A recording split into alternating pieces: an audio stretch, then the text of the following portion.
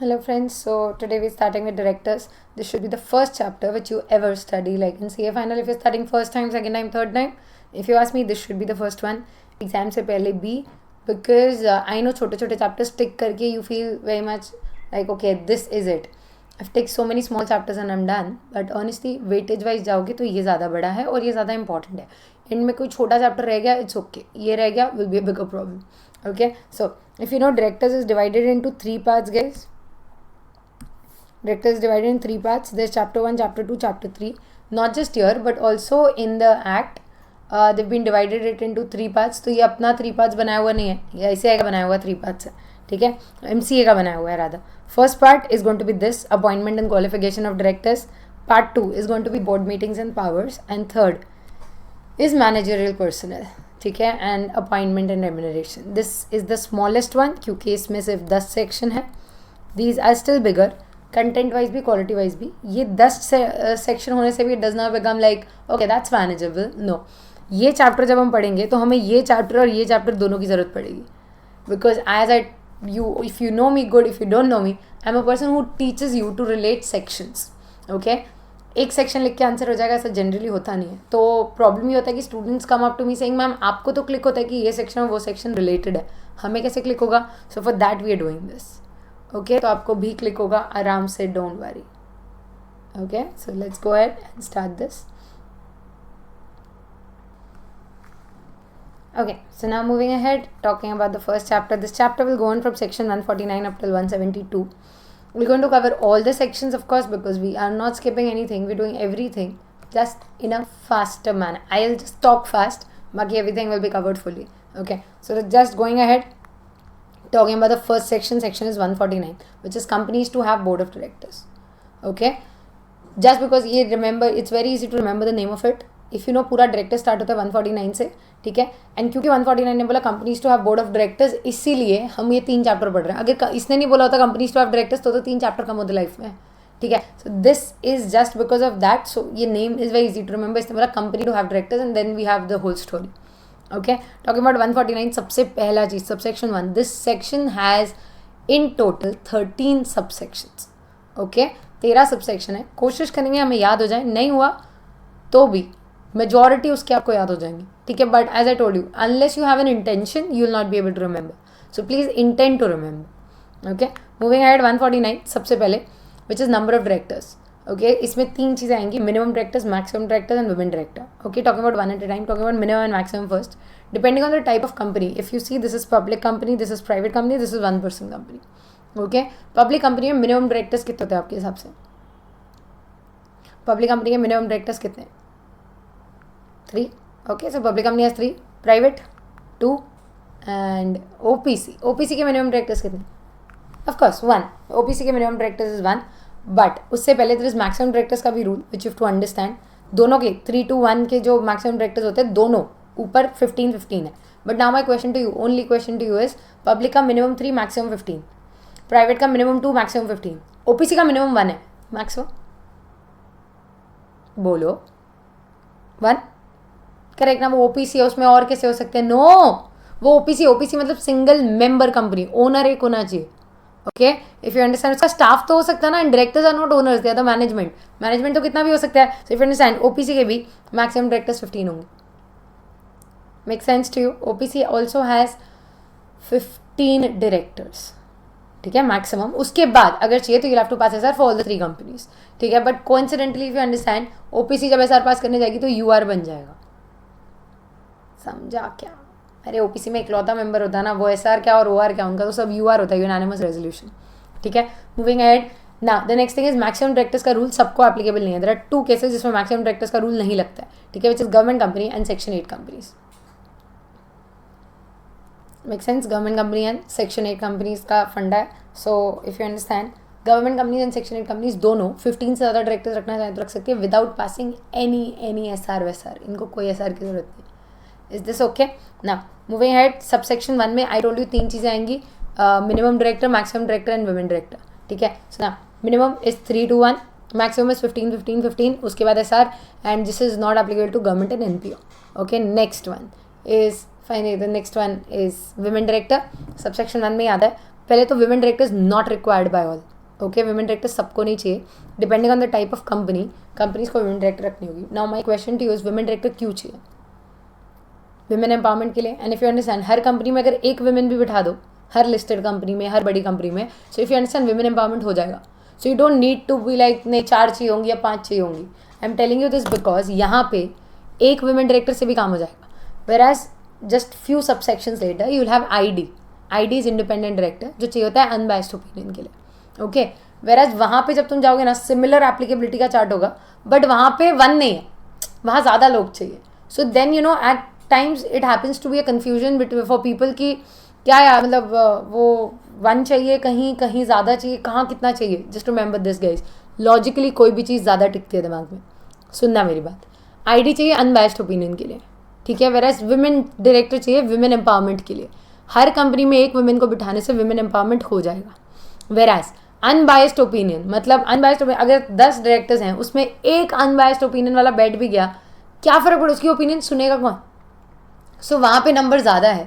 वेराज women empowerment के लिए एक भी बस हो जाता है. Okay, so remember things logically you will retain it more. So women director, there are certain companies which should have at least 1 women director. उसके बाद सी रिक्वायरमेंट मिनिमम एक है, उसके बाद तुमसे जितनी संभले, टैलेंट चाहिए. Okay, so companies to have at least 1 women director, this is the applicability. Where you will have company listed होती है, अनलिस्टेड पब्लिक होती है और प्राइवेट होती है. अपने सारे चार्ट ऐसे ही चलेंगे. लिस्टेड को हर चीज़ हमेशा चाहिए होती है. अनलिस्टेड पब्लिक की 2 कंडीशंस है, अगर एक भी सेटिस्फाई हुई they require women director. Whereas private को this is not applicable. Those 2 conditions are paid up share capital 100 crores or more and turnover 300 crores or more. Make sense? ठीक है, आगे बढ़ते हैं. Talking about the next one. After this women director की और भी बातें करनी है, तो पहले मेरे को एक बात बताओ. Do you know what do we mean by transition provision? एक बार ये रिकलेक्ट कर लेना वापस. लिस्टेड को हमेशा चाहिए, अनलिस्टेड पब्लिक को 300 and 100 का प्रोविजन है. 100 is paid up share capital, 300 is turnover. Okay, only when this is satisfied you will have to keep a women director.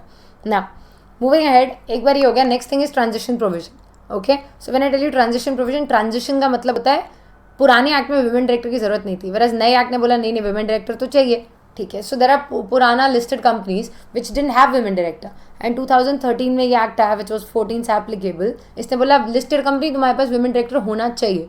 Now the question is, I never had a women director. One fine morning, where do I get a women director from?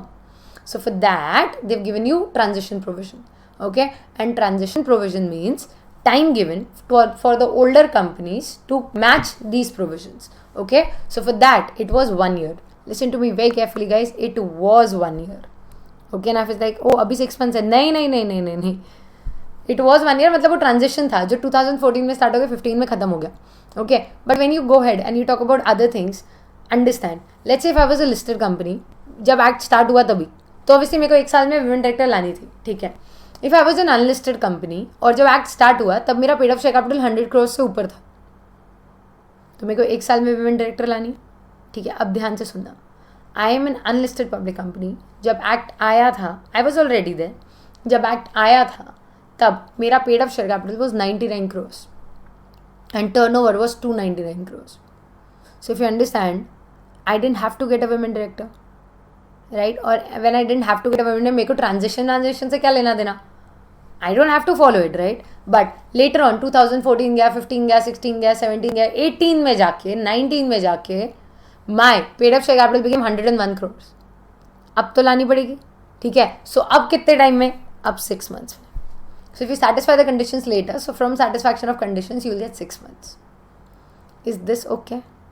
Makes sense to you? ठीक है, ये हुआ transition. Now moving ahead, talking about casual vacancy of your women director. मेरी बात ध्यान से सुना.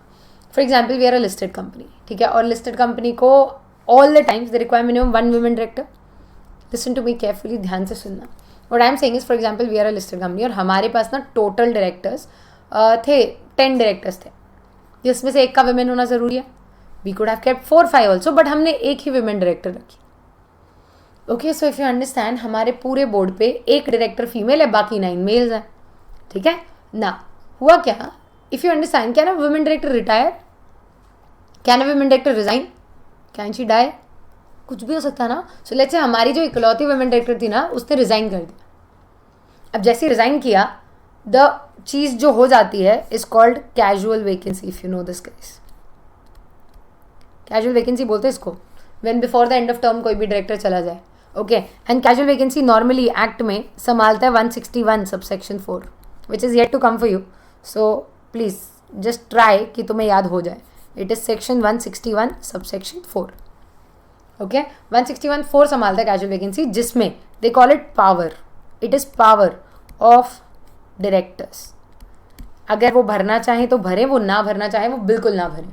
सो there is no compulsion to fill it. Okay, so जैसे एक वुमेन डायरेक्टर जाएगी, उसकी कैजुअल वैकेंसी होगी, कैजुअल वैकेंसी जाएगी 161(4) के पास. 161(4) बोलेगा भरना है भरो, नहीं भरना मत भरो. I get it, but come back to 149. If you're a listed company, अगर तुमने इसको नहीं भरा 149 कॉन्ट्रीब्यून हो जाए. एंड अगर 149 कॉन्ट्रीब्यून हो गया तो पेनल्टी लगेगी. सो नाउ इट्स लाइक ये क्या बात हुई, उधर पावर बोला इधर कंपल्शन बोला. करेक्ट. नॉर्मली किसी भी डायरेक्टर की कैजुअल वैकेंसी भरनी है नहीं, we leave it up to the directors. Why? Just understand. For example हम 4 डायरेक्टर्स हैं, आप, मैं और 2 डायरेक्टर्स हैं. ठीक है, let's say I am a director who does not work at all. मैं कोई काम वाम नहीं करती ऑफिस में. ओके, रादर मेरे को तो कोई काम देता भी नहीं, क्योंकि अगर काम दोगे मैं उस लेवल का बिगाड़ती हूँ ताकि आप दोबारा मुझे काम ना दो. ठीक है, for example you give me a paper की ये बड़ा इंपॉर्टेंट पेपर है, इसको प्लीज़ जाके फाइल कर लो, या प्यून को बोलो इसको फाइल कर दे. I give it to the peon and tell him जा इसको श्रेडर में डाल दे. ऐसे लोग हैं हम. काम तो नहीं करते बट काम बिगाड़ देते बहुत अच्छे लेवल पे. नाउ द प्रॉब्लम इज ऐसे इंसान के साथ कौन रहेगा ना. तो आप चाहते थे कि मैं इस कंपनी को छोड़ दूँ, ठीक है, और मैं चाहती थी कि आप मुझे निकाल दो, because when you remove me I will get compensation for loss of office. ठीक है, whereas if I resign, resignation में compensation for loss of office obviously नहीं मिलता है. ठीक है, तो हुआ क्या, ये चीज़ चलती रही, लड़ाई चलती रही. फिर एक दिन ना मेरा कैजुअल वैकेंसी हो गया. कैजुअल वैकेंसी मतलब गए ऊपर. ठीक है, जैसे मेरा कैजुअल वैकेंसी मतलब अपने एग्जाम्पल में गए ऊपर, जैसे कैजुअल वैकेंसी हुआ आई डाइड तुरंत. If you understand, now my place is vacant. If you understand, अब मेरी जगह तुम किसी और को लाओगे, कोई कंपल्शन थोड़ी है, अनलेस अपना लिस्टेड है वुमेन डायरेक्टर, वो बात नहीं कर रही मैं. ओके, नॉर्मली एक डायरेक्टर की जगह किसी और को लाना जरूरी नहीं है, बिकॉज किसी और को हम तब लाते जब वो जो गया उसके हिस्से का काम कौन करे. But in this particular case I wasn't doing anything. So when I am only not working, why do you need somebody to come and finish off my work. Okay, तो फर्स्टली ज़रूरत नहीं है, वो काम आप संभाल सकते हो. दूसरा, if you no directors remuneration is a percentage of profit, उतने में ही सबके पैसे बढ़ते हैं. ठीक है, तो जैसे जैसे you will have more directors, the share will automatically reduce because the people sharing will be more. तो अभी समझो 1 लाख में हम 4 जन हैं, मेरे जाने के बाद तुम 3 बचोगे, प्रॉपर बांट सकते हो, लेकिन एक और को लिया फिर 4 हो जाओगे. So that is reason we leave it up to the directors कि तुम डिसाइड करो. पहले तो उसका इतना काम था क्या दैट यू नीड समबडी. दूसरा, do you really want a one more partner to share those profits. अगर तुम्हें लगता है हाँ चाहिए, गो अहेड एंड अपॉइंट, और अगर तुम्हें लगता है नहीं चाहिए तो बिंदास मत अपॉइंट. इसलिए वो पावर उनके पास छोड़ा है. बट द प्रॉब्लम इज यहाँ जो गई है ना वो वुमेन डायरेक्टर है. एंड वुमेन डायरेक्टर अगर गई है और अगर नहीं भरा तो 149 का कॉन्ट्रीवेंशन हो जाएगा. Did you get the problem. So तो लाइक अब क्या करें. तो 149 बोलता है, ये सेंटेंस ध्यान से सुनना और याद रखना. 149 बोलता है मेरा कैजुअल वैकेंसी मैं ही ध्यान रख लूंगा. We will like how. तो उसने बोला देखो, अगर वुमेन डायरेक्टर की कैजुअल वैकेंसी हुई, it will be filled by board as soon as possible but not later than 3 months from board meet, 3 months from vacancy. Okay, so if you understand, it's immediately next board meeting और 3 months from vacancy which is later. Now the question, ma'am later क्यों है, earlier रखते ना. देखो तुम सोच के देखो, for example I am the women director, बाकी सब मेल डायरेक्टर्स हैं. मैं ना बहुत अप्रेस फील करी थी, ये लोग सब ना मुझे काम नहीं करने देते थे, बहुत परेशान. I wanted to work but nobody allowed me to work. Whenever I would do something they would just find out reasons to निकालो फाई गलतियाँ इन इट. ठीक है, ऐसे ना कबाड़ा कर रखा था इन्होंने. I was very frustrated but I was like नहीं कोई बात नहीं, करते काम करते हैं. फिर एक दिन मैं बहुत परेशान हो चुकी थी. I had decided I resign, but मैंने कहा सही मौके का इंतजार करता है. आज ना हमारी बोर्ड मीटिंग थी एंड बोर्ड मीटिंग में ना सारे डायरेक्टर्स जा रहे थे अंदर बोर्ड रूम के लिए. तो मैंने उनको बोला अरे सुनो ना 15 मिनट में बोर्ड मीटिंग है. मैंने कहा जाते जाते ज़रा ये पेपर ले जाओ. दे बोले ये क्या है. मैंने कहा ये मेरा रेजिग्नेशन है. अब the problem is listed company है हम. अगर वुमेन डायरेक्टर इकलौती ने रिजाइन किया, it is to be filled at the immediately next board meeting और 3 months. ये सोचो अगर ये अर्लियर होता तो 15 मिनट में वुमेन डायरेक्टर कहाँ से लाओगे, नहीं ला पाओगे. और अगर नहीं भरा तो पेनल्टी आ जाएगा, या फिर आप मीटिंग ही कैंसिल करो. सो दिस इज नहीं ऐसा कुछ नहीं है, whichever is later. So it's immediately next board meeting और 3 months, whichever is later. Make sense. Now moving ahead to the next thing, discontinuation of applicability. Women director के rules ऐसे नहीं है कि वंस एप्लीकेबल ऑलवेज एप्लीकेबल. ठीक है, there is something called as discontinuation of applicability. Discontinuation of applicability का मतलब होता है एक बार लग गया तो जिंदगी भर नहीं लगेगा, बट हाँ तुरंत नहीं जाएगा. मतलब this year my paid up share capital cross 100. Okay, next year मैंने बाय बैक कर लिया, इट केम बैक बिलो 100. तो अब इस वुमेन डायरेक्टर के रूल का क्या करें? सो दे सेड कोई बात नहीं, एक बार आएगी तो 3 साल रह के जाएगी. ये सेंटेंस समझने के लिए लिखा ऐसे नहीं है. एक बार आएंगे तो 3 साल रह के जाएंगे. Women director as well as ID दोनों का रूल है ये. मतलब to discontinue the applicability of this section you have to stay out of those conditions for consecutive 3 years. तो 1 साल बाहर रहे तो वो चले नहीं जाएंगे, और 2 साल रहो तो इफ यू अंडरस्टैंड वो ऑटोमेटिकली 3 साल रह के गई ना. Is this okay? So that's discontinuation of applicability. उसके बाद last thing, there is an exemption to IFSC public company. Now if you know what is IFSC, great. If you don't know, IFSC is international financial service centre. ठीक है, this is nothing but जैसे SEZ के zone होते हैं ऐसे ये zone है जिसमें जो भी कंपनी सेटअप होंगी, you can go there and setup a public company और you can go there and setup a private company. कोई प्रॉब्लम नहीं है, वहाँ कंपनी बनाओ, डिसाइड करो कैसी बनानी है, बट वो कंपनी इंटरनेशनल फाइनेंशियल सर्विस ही प्रोवाइड करेंगी. मतलब they will give loans and all but across borders. India में लोन देने के लिए बहुत बैंक बैठे हैं ना. धीरे धीरे ना हम IFSC जोन सेटअप करें सो दैट फॉरेन एक्सचेंज का फ्लो अच्छा हो कंट्री में. फिलहाल अभी के लिए जो फर्स्ट हमने IFSC सेटअप की थी वॉज गुजरात की गिफ्ट सिटी, गुजरात में बनाई है. ठीक है, सो IFSC इज अ न्यू फंडा विच इज कम अप. तो IFSC को जनरली एग्जेम्पशंस दिए गए हैं बिकॉज ऑलरेडी तुम खुद नए नवेले हो, तुम खुद को तो संभाल लो, बाद में कंप्लायंसेस का क्या है वो तो बाद में लगी जाएंगे. Okay, so IFSC public. And if you thinking ma'am इधर प्राइवेट क्यों नहीं लिखा, बिकॉज प्राइवेट को वैसे भी वुमेन डायरेक्टर नहीं चाहिए. Make sense? Okay, so next one. So now the next thing is 149 only is going on in subsection 2. Subsection 2 is transition period for the whole of 149. Actually this is for 1 and then we are again going to have a transition. So just understand ये जो सारे नए rules आए हैं almost सबके सब 149 से आए हैं. 149 के सारे रूल्स में ट्रांजिशन 1 year है. So again the subsection 2 is transition for subsection 1 which is 1 year from commencement of the act. Okay, moving ahead, talking about subsection 3. Sorry, 149(3) is resident director. Now I don't know if you know this or no, companies are required to have resident director. पहले rule ये था resident is somebody who stayed in India for minimum 182 days in the previous calendar year. Now it is financial year. Okay, so there should be at least one director who stayed in India for minimum 182 days in the previous year. ठीक है, फंडा इसकी सब बाहर से आएंगे या fraud करके भाग जाएंगे, एक तो रेसिडेंट रखो कम से कम, किसी को तो पकड़े हम. ओके, नेक्स्ट वन, इसका नॉन एप्लीकेबिलिटी भी है. That this is an exemption for specified IFSC public company that they have to follow this from the second year, not from the first year. Okay, as I told you, वो पहले के rules तो मान लें अपने. Okay, now 149(3) के बाद next you have is 149 subsection 4, which यहाँ से शुरू होता है आपका ID 4 से लेके 13 तक, सबसेक्शन 4 से लेके 13 तक सब कुछ ID होने वाला है. ओके, ID बहुत इंपॉर्टेंट पार्ट है, इसलिए सारे सेक्शंस सबसेक्शंस बहुत इंपॉर्टेंट है. Okay, so let's just start with this and go ahead. Independent director, first of all, this is not required by all the companies. Again, ID is required for unbiased opinion. So we'll again make the same chart as in the chart that we made jisme we were like listed, unlisted, public and private. Okay, so starting with that, sabse pehle requirement of ID is not for all, it is only for these listed companies, obviously always, unlisted, public. Now this time you have 3 conditions, if you can see. So there are not 2, there are 3. Okay, 1, 2 and 3. Whereas private is not applicable. The only twist over here is पहले तो condition सुन लो, वो जो 100, 300 थे यहाँ पे 10, 50 और 100 है. 10, 50, 100 मतलब 10 is paid up share capital more than equal to. Borrowings always in law is borrowings, please remember this thing, borrowings always in law is more than. Okay, वो कभी भी more than equal to वाला scene नहीं होता उसका. So borrowings is always more than. So now just understand this thing. 10 crores or more paid up share capital, more than 50 borrowings and 100 crores or more turnover. Is this okay? अगर एक भी satisfy हो गया इनमें से, you will have to get IDs. Okay, now the question is कितने ID? Because again unbiased opinion में एक से काम तो चलेगा नहीं. So please understand this thing, guys.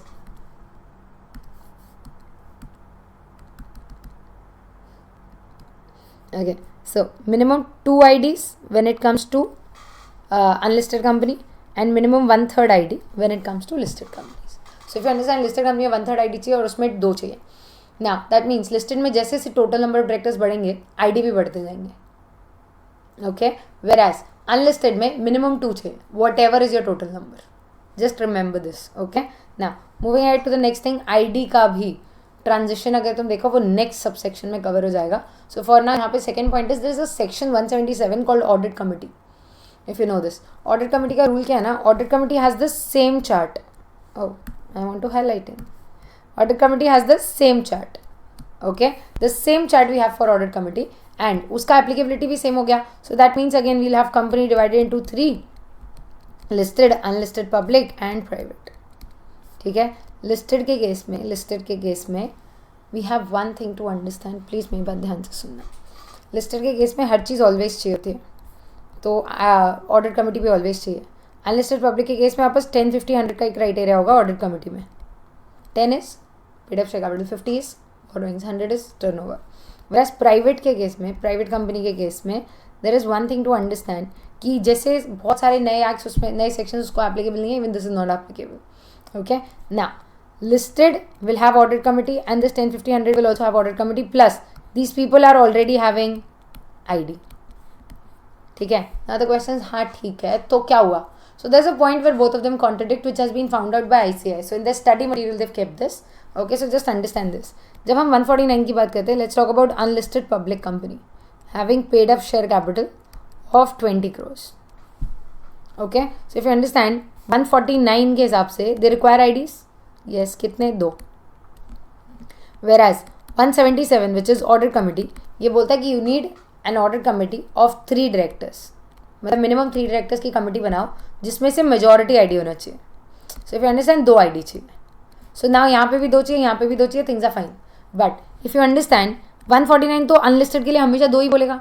वेराज 177 जैसे जैसे मैं कमिटी का साइज बढ़ाऊंगी मेजॉरिटी के हिसाब से ये भी बढ़ते जाएंगे. ठीक है, for example if I keep 9 का कमिटी तो majority comes to 5.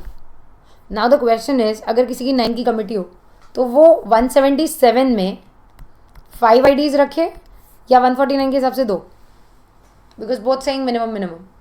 Which one two follow? Obviously ना 177, क्योंकि जब इसके 5 रखोगे तो उसके 2 तो हो ही जाएंगे. Are you getting the point? Okay, so that is about ID. तो आईडी कितने चाहिए का क्राइटेरिया ये है ना. अगर 177 के साथ कोलाइड हुआ, so they ultimately say that अगर कोलाइड हुआ तो जो 177 बोले वो मान लेना. मतलब basically whichever is higher वो मान लेना. अगर 149 हायर आया तो 149 मान लेना. एंड फिर थिंकिंग मैम 149 तो हायर आ ही नहीं सकता. आ सकता ना लिस्टेड कंपनी के केस में. लिस्टेड का भी तो टोटल बढ़ता है. So if a listed company has total 12 directors, ठीक है, सो 12 में से 1/3 चाहिए इसको ID as per 149 which is 4. पक्का? ओके. वेराज अगर इन्होंने ऑडिट कमिटी 3 की बनाई तो they need 2 only. What is higher? 4. So इसलिए वॉट एवर कम्स हायर तुम उसको मान लो, क्योंकि दूसरा तो अपने आप हो जाएगा. So that is the reason they come up saying that 177 will prevail. So ultimately इसका मीनिंग ये है कि whenever there is a conflict between companies act मतलब 149 वाला and 177, you follow whichever is higher. Is this okay? ना moving head, अभी ID ही चल रहा है. So ID is something very important for you to understand. Next चीज़, वो कैजुअल वैकेंसी याद है वुमेन डायरेक्टर वाली, सेम कैजुअल वैकेंसी का रूल इसके लिए भी है. Immediately at the next board meeting और 3 months whichever is later. So this is same as women director. Funda simple है. 149 ने बोला अगर मेरी कॉन्ट्रवेंशन होगा तो मैं खुद संभाल लूँगा. Is this okay? Next, discontinuation of applicability याद है? Same over here, it is not applicable to 3 cases. Okay, मतलब वो 3 कंडीशंस अगर आप सेटिस्फाई ना करो फॉर कॉन्जिक्यूटिव 3 years तो फिर you can have discontinuation of applicability. Is this okay? ना moving ahead, the next thing that you have is 149 subsection 5 जो कि होगा transition which will again be 5 years, sorry 1 year. Subsection 5 is transition will be 1 year. Is this okay from commencement of the act? ठीक है, अब आगे बढ़ते हैं. Coming to subsection 6 which is going to be who can become an ID. ID बनने के लिए आपको कंपनी से इंडिपेंडेंट होना जरूरी है. So now the question is who can become an ID. That is what we are focusing upon. Okay, transition as I told you is already 1 year, so the whole 149 has the same transition of 1 year. Okay, now moving ahead to the next one. Now coming to 149.6, that is who can become an ID. Honestly, if you ask me, people in self study don't study this. कोई self study वाला बंदा इसको नहीं पढ़ता है. Reason being, this has 9 conditions. Okay, 9 conditions. उसके साथ मतलब 9 things that you cannot do with 9 people. Like company के साथ नहीं कर सकते, holding, subsidiary, associate. Then there are 9 monetary limits and obviously 9 time limits, क्योंकि ये 9 का पूरा सेट है. सो व्हाट हैपेंस इज इतनी सारी कंडीशन देख के हमारा चलता है कॉस्ट बेनिफिट एनालिसिस कि मैम इतना सारा कौन पड़ेगा, कितने वाक्य लेगा, छोड़ो जाने दो ना. But if you ask me, MCQs की वजह से this become very important. So it's very important that you study these because normally what people don't study turns up into the paper more. Okay, so for now let's talk about this who can become a director. एक rule याद रखना, MD, WTD and nominee, इनको छोड़ के कोई भी who satisfies these 9 conditions can become your ID, but these 3 people cannot become IDs even if they satisfy the condition. Okay, so now talking about what exactly is this. If you see, director other than nominee, managing and whole time director. Reason being, MD, WTD, if you know, they are already employees of the company. ठीक है, MD, WTD are already employees of the company. And second thing, nominee ना कोई बाहर वालों का appoint किया होता है, थर्ड पार्टी का, तो गवर्नमेंट का या PFI का, he can go back any time. We are looking for an unbiased opinion वाला independent director, but वो इतना भी independent नहीं होना चाहिए कि कभी भी उठ के चला जाए.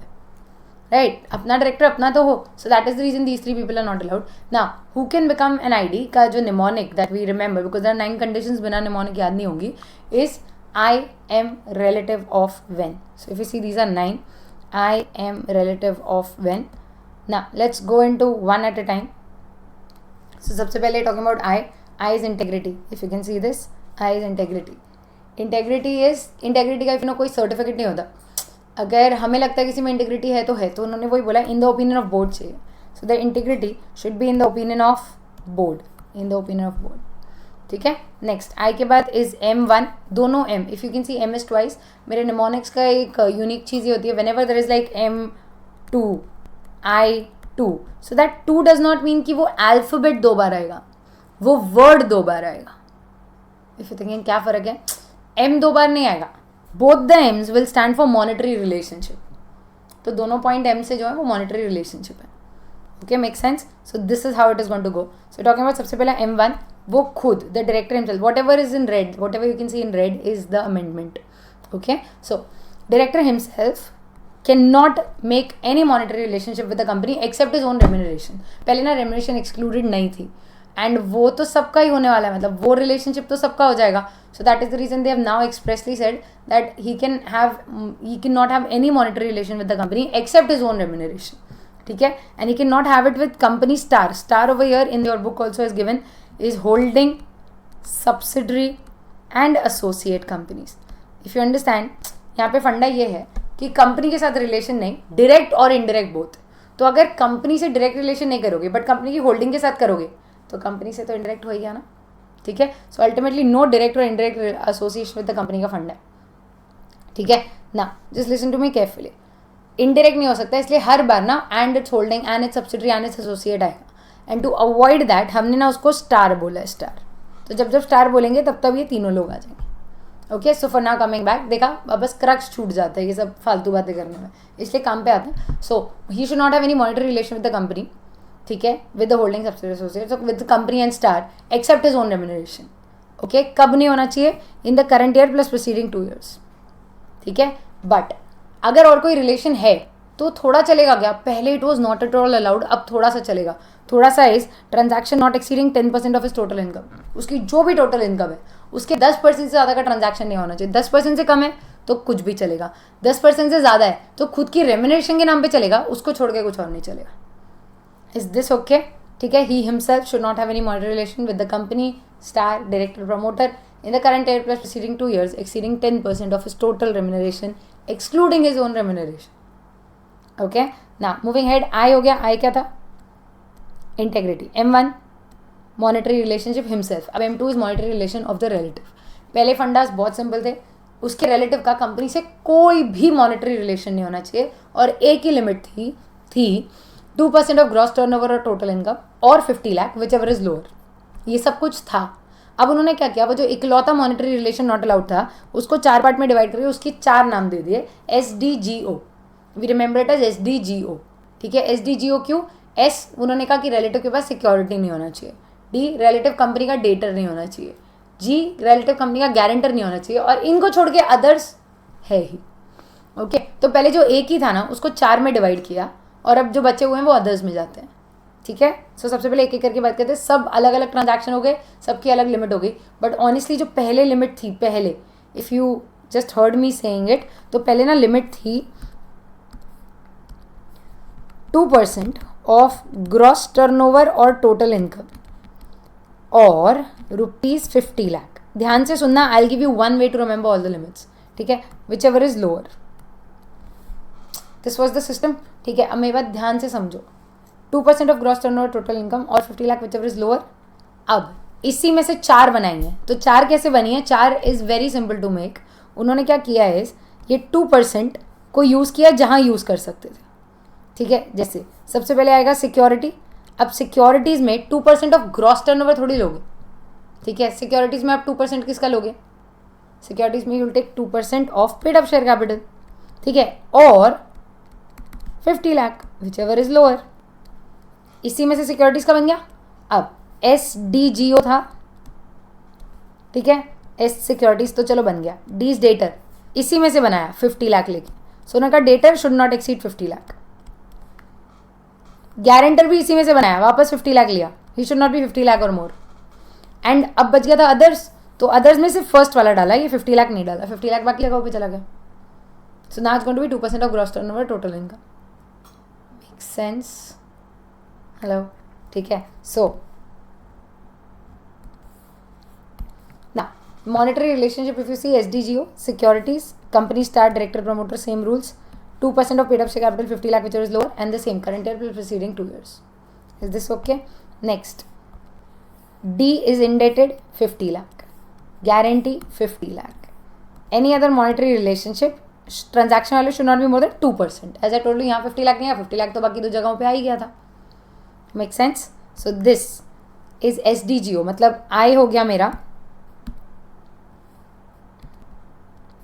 I हो गया, M1 मॉनिटरी रिलेशन हिमसेल्फ था, M2 monetary relationship of relative है, ठीक है। अब R इज रिलेटिव। गाइस ये ना ध्यान से याद रखना, कुछ रिलेशंस ऐसे होते हैं, once a relative always a relative, ठीक है। जैसे blood relations, once a father always a father, चाहे वो फादर बच्चे के साथ रहे ना रहे, उसके बर्थ सर्टिफिकेट पे फादर्स नेम उसी का लिखा होता है। सिमिलरली कंपनी को जो इनकॉर्पोरेट कराते हैं, इनकॉर्पोरेशन से पहले they are called promoters, incorporation के बाद they are called subscribers to MOA, ठीक है। वही लोग सब्सक्राइबर्स टू MOA बन जाते हैं, क्योंकि कंपनी के MOA में जिंदगी भर सब्सक्राइबर्स में उन्हीं का नाम लिखा रहेगा, क्योंकि इनिशियली सब्सक्राइबर्स वही थे।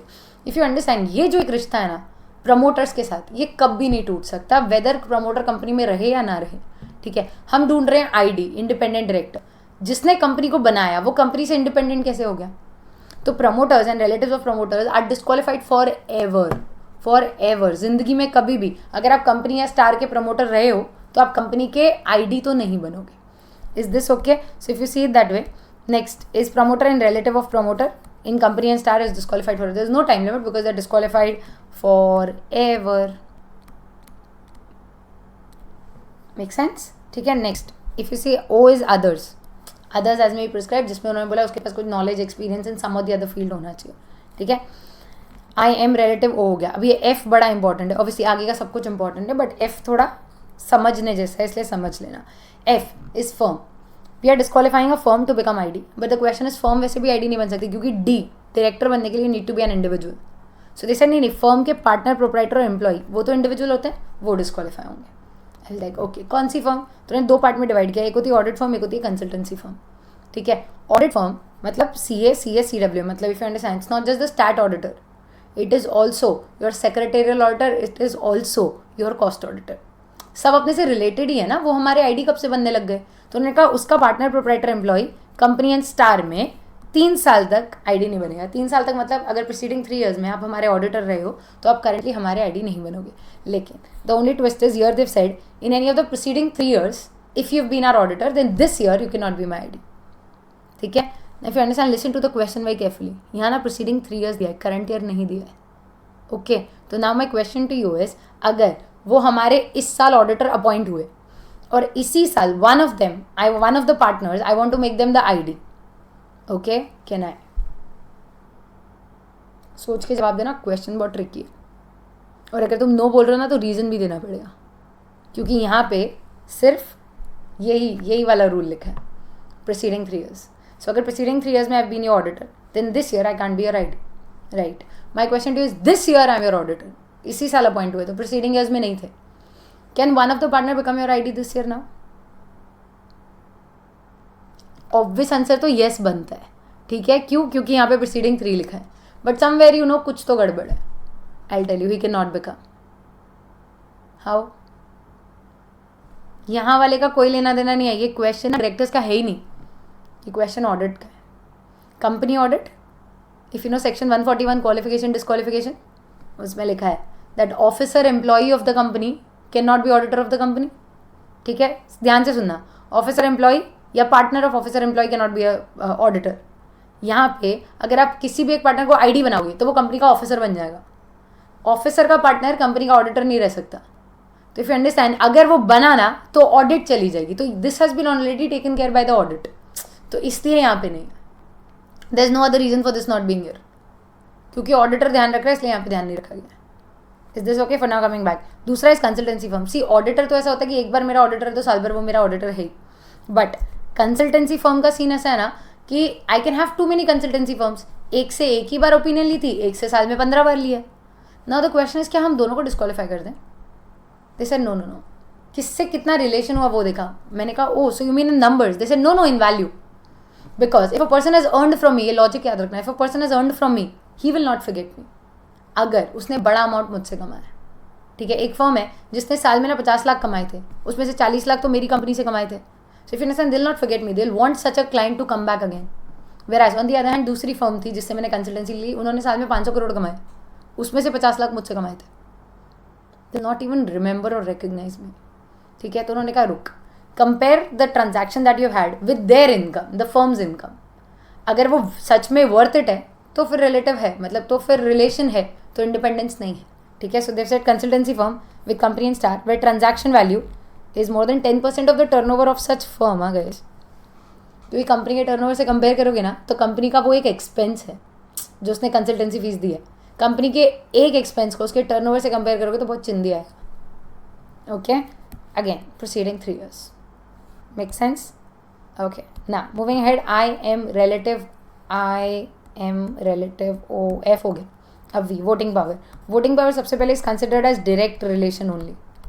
ठीक है, मतलब क्या हुआ, नॉर्मली हम बोल रहे थे ना हर चीज़ प्रमोटर कंपनी एंड स्टार में नहीं होना चाहिए, रिलेशनशिप कंपनी एंड स्टार से नहीं होना चाहिए, ये अकेली चीज़ है जो सिर्फ कंपनी से नहीं होनी चाहिए. So you should not be having voting power in the company. और वो अकेला नहीं, he along with all his relatives in aggregate should not hold 2% और more of the voting power of the company. Star में रहेगा तो चलेगा. Okay, next is 8 which is V हो गया voting power. E is employ. He should not be employ KMP या उनका relative in the company and star again in the proceeding 3 years. Next is N. N is guys NPO. ठीक है, when you talk about NPO is non profit organisation. तो NPO को disqualify करें. Just understand this thing and then read it. I know you can read it, पहले समझ लेना उसके बाद रीड करना. Okay, so the one thing to understand is NPO ना, NPO वैसे भी डायरेक्टर नहीं बनता, because to become a director you need to be an individual. ठीक है, सबसे पहली चीज़. So to become a director need to be an individual he director बनेगा. So what I am telling you is, for example I am an individual, एक NPO है जिसकी मैं CEO हूँ. Okay, so if you understand, I am also accountable for that NPO का functioning. I know NPO ने profit नहीं कमाना, but loss भी नहीं करना यार. वो सरप्लस तो लाते हैं ना, ठीक है, जिसको वो डिवाइड नहीं करते, डिविडेंड नहीं बांटते, but they do it right. So all that I am saying is NPO में अगर मैं CEO हूँ तो I will be accountable there. अब यही CEO एक कंपनी में जाके ID बनना चाहता है. ठीक है, जस्ट थिंक अबाउट दिस. वो कंपनी मेरे NPO को डोनेशंस देती है. ठीक है, एंड इतने डोनेशंस की मेरे NPO के साल के जो टोटल डोनेशंस है ना उसके 25% और मोर वहीं से आते हैं. ठीक है, उसके 25% और मोर वहीं से आते हैं. Now if I become ID there is a probability, if I become too unbiased there is a probability कि शायद वो हमारे NPO को डोनेशन बंद कर दें, जिसकी से NPO को लॉस होगा और वो मुझे निकाल देंगे. वहाँ तो मैं अकाउंटेबल हूँ ना, वहाँ कोई ID थोड़ी हूँ. So that is the reason they said अगर डायरेक्ट इनडायरेक्ट कहीं से भी you should not be in a position कि वो आपको डोमिनेट कर सके. सो देव सेड अगर कोई ऐसा NPO है, उसका डायरेक्टर CEO, कौन सा NPO which is receiving company star से 25% और more of the grant donation, या फिर एक NPO जिसके पास कंपनी में 2% वोटिंग पावर है, इनके director and CEO can not be ID in the company. Make sense? सो ये हुआ I am relative of when, 99 conditions जो याद रखनी है. ठीक है, this was subsection 6. Now moving ahead to subsection 7. So now moving ahead to subsection 7. 149.7 is declaration by ID. Okay, so if you talk about declaration by ID, this is exactly like we have already checked subsection 6 में कि जिसको हम appoint कर रहे हैं वो independent है या नहीं. But now I also need to check कि उसने सारी इन्फॉर्मेशन दी थी, because you know for voting power you to check with the relatives, did he inform you all the relatives और no. Plus, that responsibility should come on him also. So, ID has to give a declaration that to the best of my knowledge, I am independent. Okay, and that declaration is to be given thrice. 3 बार देनी पड़ेगी. First time जब ID appoint हो गए तब, उसके बाद each year first meeting, and then if the situation such arise कि उसकी ज़रूरत पड़ी. Okay, so if you understand, every ID shall give a declaration that he meets the criteria. First board meeting when he participates, first board meeting every year, and when there is any change in the circumstance. Okay, and he's still independent, so he'll have to give a fresh certificate, fresh declaration. Make sense? Now, moving ahead, 149.8 के 7 के बाद obviously next is 149.8. 149 is code of conduct. 149.8 is code of conduct for IDs. ठीक है, जैसे you know there are schedules in the act. There is schedule 3, there is schedule 5. You must be knowing 3 accounts में आ जाता है, 5 director की remuneration में आ जाता है, बीच में 4 भी है. 4 is code of conduct for IDs. ठीक है, जो कि सबसेक्शन 8 में दिया है कि all the IDs are suppose to follow the code of conduct of the subsection of schedule 4. ठीक है, and it is very easy to remember also. 4 2 8 के हिसाब से हम इसको याद रखते हैं. आई नो फर्स्ट टाइम सुनने ऐसा लगा कुछ भी, हम क्यों इतनी मेहनत कर रहे हैं, बिकॉज शायद बाकी हमें याद हो जाने चाहिए तब तक. Let's recollect. 1 was guys, you have to speak up. If you don't speak up तो याद नहीं होगा. 1 is minimum maximum women. 2 is transition. 3 resident director. 4 ID. 5 transition. 6 who can become an ID. 7 declaration. और 8 is 4 2 8 which is schedule 4. ठीक है, so you're supposed to follow all the rules of schedule 4. Okay, subsection 8. Now moving ahead to subsection 9 which is remuneration. Can IDs get remuneration guys? Of course they can ना, मतलब वो independent है, उसने मुँह माया थोड़ी त्याग दिया, तो उसको remuneration तो मिलेगा. So can IDs get remuneration? Yes they can, but हाँ, there are certain things that they can get, certain that they cannot. There is only one thing that they cannot get which is ESOP, stock options. बाकी उसको remuneration मिल सकता है, sitting fees मिल सकता है, commission मिल सकता है अगर शेयर होल्डर्स अलाउ करें. खाली ESOP नहीं मिलेगा क्योंकि वो शेयर होल्डर्स वो इक्विटी शेयर्स होते हैं which is given only to employees.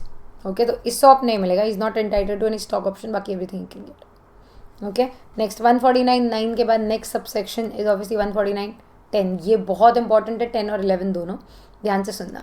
देखो guys, understand, ID has a term. Okay, the term is of 5 years at once. ID once appointed can stay there for a maximum period of 5 years.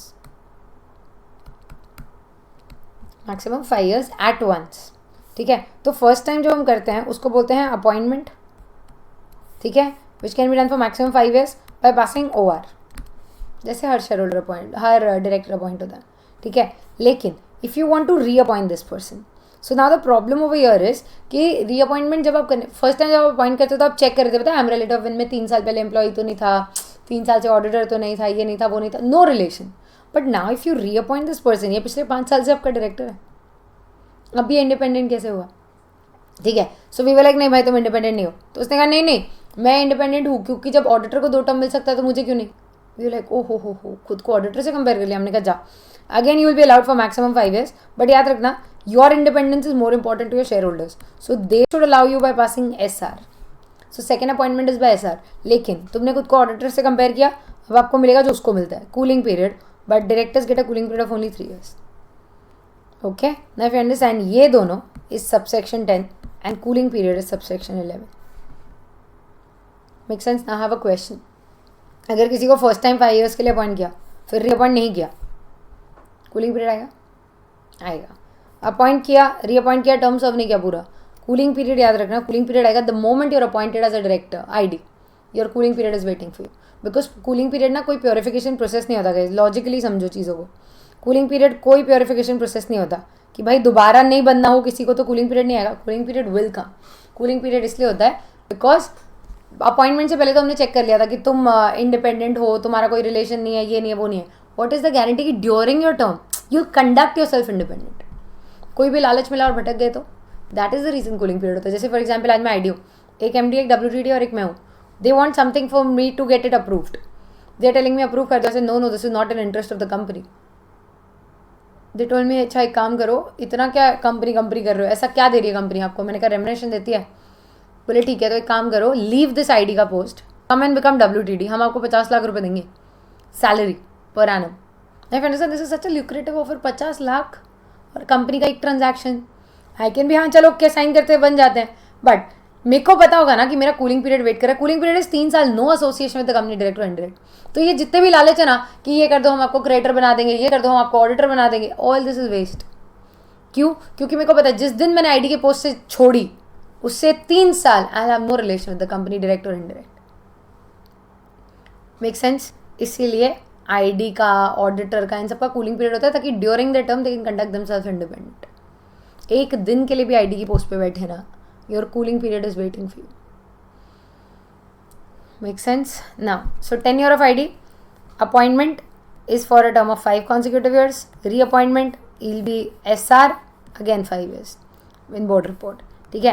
And then when you talk about subsection 11, this is your cooling period which is of 3 years. Make sense? ये हुआ subsection 10 और 11. अब आते हैं subsection 12 पे, liability. Can ID be liable for anything? Of course he can be, और वो at the end है तो डायरेक्टर ही ना, बट MD और ID में तुम्हारे सबसे ज़्यादा लाइबिलिटी किसकी बना करेगी हर चीज़ में? MD की। ठीक है, अब मेरी बात ध्यान से सुनना, लेटर ऑन वो जो लैंग्वेज है ना वो बहुत ये है, तो ऐसे ही समझ लो पहले। He will be liable only if 2 conditions are satisfied. He will be liable only if 2 conditions are satisfied. First condition is he should have knowledge of जो भी गड़बड़ हुआ, एंड मतलब both.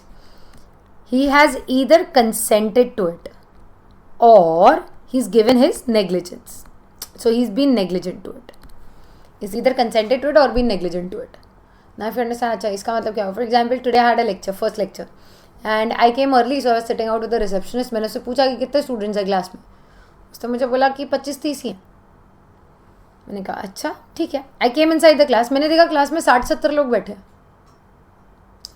I should have done something about it, क्योंकि मुझे पता तो है कुछ गड़बड़ है, बट मैंने थोड़ी बुलाया बाकियों को यार, मैंने पढ़ाया ना left. Am I liable? Yes. क्यों? क्योंकि I had knowledge. I did call those people, but I acted negligent. दूसरा एग्जाम्पल है कि मैं आस्ट कितने स्टूडेंट्स हैं, उसने मुझे बोला कि मैम 25-30 ही हैं। मैंने कहा हो क्लास तो अपनी 100 की है, तो एक काम करता है, मैंने अपने सारे प्राइवेट ट्यूशन के स्टूडेंट्स को फ़ोन किया और बोला आ जाओ क्लास भर देंगे, आज AC में पढ़ेंगे यहाँ के में now. And then I thought, I left, I had knowledge and I only consented to it. दोनों में लाइबल। तीसरा case, when first day when I was coming I got so late that I didn't have time only to sit with the receptionist. I see that I entered the class, there were 60 people, I taught, I left. Am I liable? Because I didn't have. So if you understand, the idea of this is, तुम खाली knowledge prove करो, इन दोनों में से एक तो निकल ही आएगा। Is this okay? इन दोनों के बीच में और है, यहाँ पे एंड है, ठीक है? So now, shall be held liable only in respect of acts which have occurred in his knowledge and he is consented or he has not acted diligent, so means he has acted negligent. Okay, this subsection 12 and last एक subsection बचा which is 13 कि rotation, retirement, reappointment करके कुछ होता है पता है। आगे जाके यू लर्न कि at every AGM certain number of directors have to retire. ठीक है, उस रिटायरमेंट में आईडी कभी रिटायर नहीं होगा। रिटायर क्या, he is completely out of it. Why I tell you, देखो नॉर्मली वहाँ जो रिटायर होता है ना वो सिर्फ एक साइकिल क्रिएट करने के लिए कराया जा रहा है। हर साल कुछ लोग जाते रहेंगे तो नए लोग आते रहेंगे, तुमको वही चाहिए उनको भी वापस रख लो। So there is a cycle going on. लेकिन होता क्या है कि ये जो और वो जो बंदे वहाँ पे रिटायर होते हैं ना, they can be reappointed at the same meeting. Okay, whereas over here under subsection 13 we are talking about ID will not be applicable, all this will not be applicable to ID। So we like what is that? See ID once removed, अगर इस circle में डाल के उसको remove किया, retire हुआ, सो उसका reappointment ना नॉर्मली वहाँ पे OR से होता है। इस सेक्शन में जो सेक्शन बोलता है ना रिटायर हो रीअपॉइंट हो जाओ विच इज 152, वो बोलता है OR पास करो रीअपॉइंट हो जाओ, बट वो ID है उसका तो रीअपॉइंटमेंट सर से होगा। प्लस अगर एक और बार गया तो उसका तो कूलिंग पीरियड आ जाएगा। तो आप ये जो मेरी को राउंड खेल रहे हो ये उनके साथ खेल रहे हो जिनके साथ कूलिंग पीरियड नहीं, ID के साथ कूलिंग पीरियड है, ये नहीं खेलेगा। Is this okay? So this is subsection 13। अब ये बड़ा इंपॉर्टेंट नेक्स्ट पॉइंट है, ध्यान से सुनना। The following subsections of 4, 5, 6, 7, 8, 9, 10 and 11 and 12 and 13 are not applicable to section 8 and IFSC public। ठीक है, now I just want you to help me out with this कि ये सेक्शन 8 को इन्होंने इतना बड़ा लिस्ट दिया, 4, 5, 6, 7, 8, 9, 10, 11, 12, 13। इफ यू आस्क मी, अगर एक एक करके रिकलेक्ट करें, 4 वॉज एप्लीकेबिलिटी ऑफ ID, वहीं से शुरू हुआ था वो चार्ट बन के। 5 was transaction for ID, 6 was who can become an ID, 7 was declaration bye ID, 8 was Schedule 4, Code of Conduct for ID. 9 was Remuneration to ID. 10 was Tenure of ID. 11 was Cooling Period of ID. 12 was Liability for ID. And 13 was Rotation Retirement not applicable to ID. So if you understand, आपने वो ID के सारे sections इसको बोल दिया, Section 8 तेरे को not applicable. I get it. But my question to you is, अगर तुमने उसको Section 8 को exempt करना था, इतनी मगजमारी करने के बजाय तुम सीधा उसको सिर्फ 4 से भी तो बाहर कर सकते थे ना. बिकॉज इफ यू अंडरस्टैंड 4 से क्या होता है ना, दिस वॉज द सेक्शन जिसने आके बोला कि भाई आईडी चाहिए. जैसे प्राइवेट कंपनी को 4 नॉट एप्लीकेबल है, ठीक है, तो यहाँ भी तुम बस 4 नॉट एप्लीकेबल लिख देते, बाकी सब अपने आप नॉट एप्लीकेबल हो जाते. Did you get the doubt? तो ऐसा क्यों नहीं किया? क्योंकि दोनों में बहुत फ़र्क है. किसी को बोलना 4 नॉट एप्लीकेबल और किसी को ये बोलना 4, 5, 6, 7, 8, 9, बहुत फ़र्क है. I tell you how. Private company को 4 नॉट एप्लीकेबल है, मतलब they are not required to appoint IDs. But if they appoint तो उनको 5, 6, 7, 8 एप्लीकेबल है. मतलब अगर उन्होंने अपॉइंट किया तो that person has to follow I am relative of इन. That person has to give a declaration. उसका भी टर्म 5 साल होगा, उसको 3 साल का कूलिंग पीरियड सब कुछ लगेगा. बट अगर NPO उसको भी नहीं चाहिए बिकॉज 4 नॉट एप्लीकेबल है, उसने फिर भी अपॉइंट किया ना, तो उसको बाकी रूल्स भी नहीं लगेंगे. सो व्हेन यू से exam from one and exam from all, one means उसको छोड़ के बाकी सब applicable and all means all examined. Make sense? So that is subsection 13. Now moving ahead, coming to the 149 खत्म हो चुका है, अब हम 150 पे हैं. 150 पे, ठीक है, which is 150 is manner and selection of ID, जो कि डेटा बैंक से होता है. प्लीज अंडरस्टैंड, जस्ट बिकॉज कोई इंसान तुम्हें लगता है हमसे इंडिपेंडेंट है, हम उसको उठा के ID बनाते हैं, ऐसा पॉसिबल नहीं है. Because to become an ID your name should be in the data bank which is maintained by authorities notified by CG. Okay, वो डेटा बैंक सेक्शन 150 में मेंटेन होता है. ओके, कुछ नहीं है, आपको उस पर अप्लाई करना है and after your application you may be अब केप्ट देयर. सो वहाँ पे ना लिस्ट ऑफ पीपल है who are eligible and willing. Eligible मतलब जिनके पास डिन हो, डिस्क्वालीफाइड ना हो, ये एलिजिबिलिटी दिल check. And if you are willing you will only apply कि मेरा नाम डाल दो. अब एक बार डेटा बैंक बन गया, any company which wants to appoint somebody as ID, उनको नाम उस डेटा बैंक से उठाना पड़ता है और फिर I am relative when they check. So this is the section जिसमें डेटा बैंक मेंटेन होता है. Is this okay? Now moving ahead, section 151. Now before I get into 151, there is certain thing that I want you to understand. See, next is going to be 151. I also know, you also know, but just talking about the types of directors for once before that. Okay, so talking about the types of directors now, guys, please understand one thing. There is nothing called as types of directors under law. There's no section which can tell you what are the types of directors, क्योंकि they say कि directors का कोई classification ही नहीं होता ना. अब जैसे classify करोगे वैसे ही टाइप्स निकल आएगा.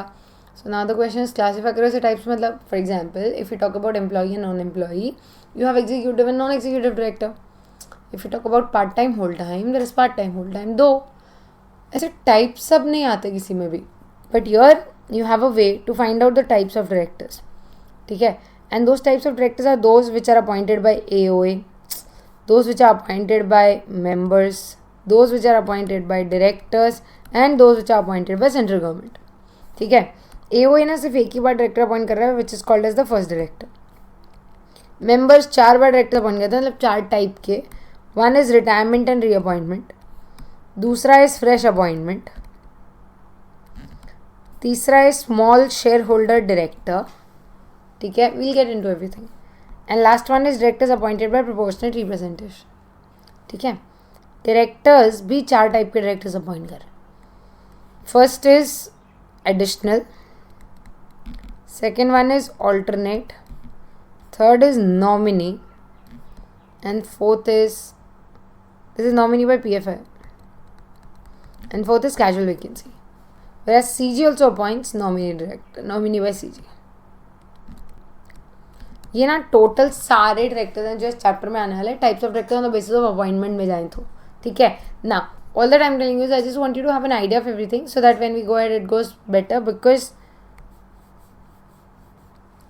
ये जो है rotation, retirement, reappointment, this will need a knowledge of everything. ठीक है, सो जस्ट फॉर दैट देखो AOA जो करता है ना वो फर्स्ट डायरेक्टर अपॉइंट करता है. फर्स्ट डायरेक्टर AOA के हिसाब से अपॉइंट होता है. So which is given under section 152. Like just in case you want to remember the sections यहीं से, तो यस 152 सबसेक्शन 1. ठीक है, then Rotation, retirement, reappointment is again 152, 6 and 7. Fresh appointment is section 160. SSD is 151, which is we are going to do next. Proportionate representation is 163. All this is 161 के 4 subsection and this is a separate chapter. ठीक है, तो आपके सारे types of directors हैं. Going ahead, talking about order में जाए तो ये पहले आएगा. Okay, whereas अगर आप ऐसे देखो तो because the first section is 151, but I just want you to know who's who. First director is appointed bye AOA, जो कि कंपनी जब पहली बार बनती है तब उसका पहला डायरेक्टर होता है. ठीक है, you just remember that you know ना, first time is only once. तो ये कंपनी का पहला डायरेक्टर है. ठीक है, then talking about retirement, rotation, reappointment, ये वो है जो एजीएम पे आई टोल्ड यू ना, हर साल some people retire and then you have to appoint one of them, ये वो है. फिर फ्रेश अपॉइंटमेंट इज जब रिटायरिंग को रीअपॉइंट नहीं करके नया बंदा बोर्ड में लाना हो, that is fresh appointment. SSD का is understand, small share holder करके एक इंसान होता है.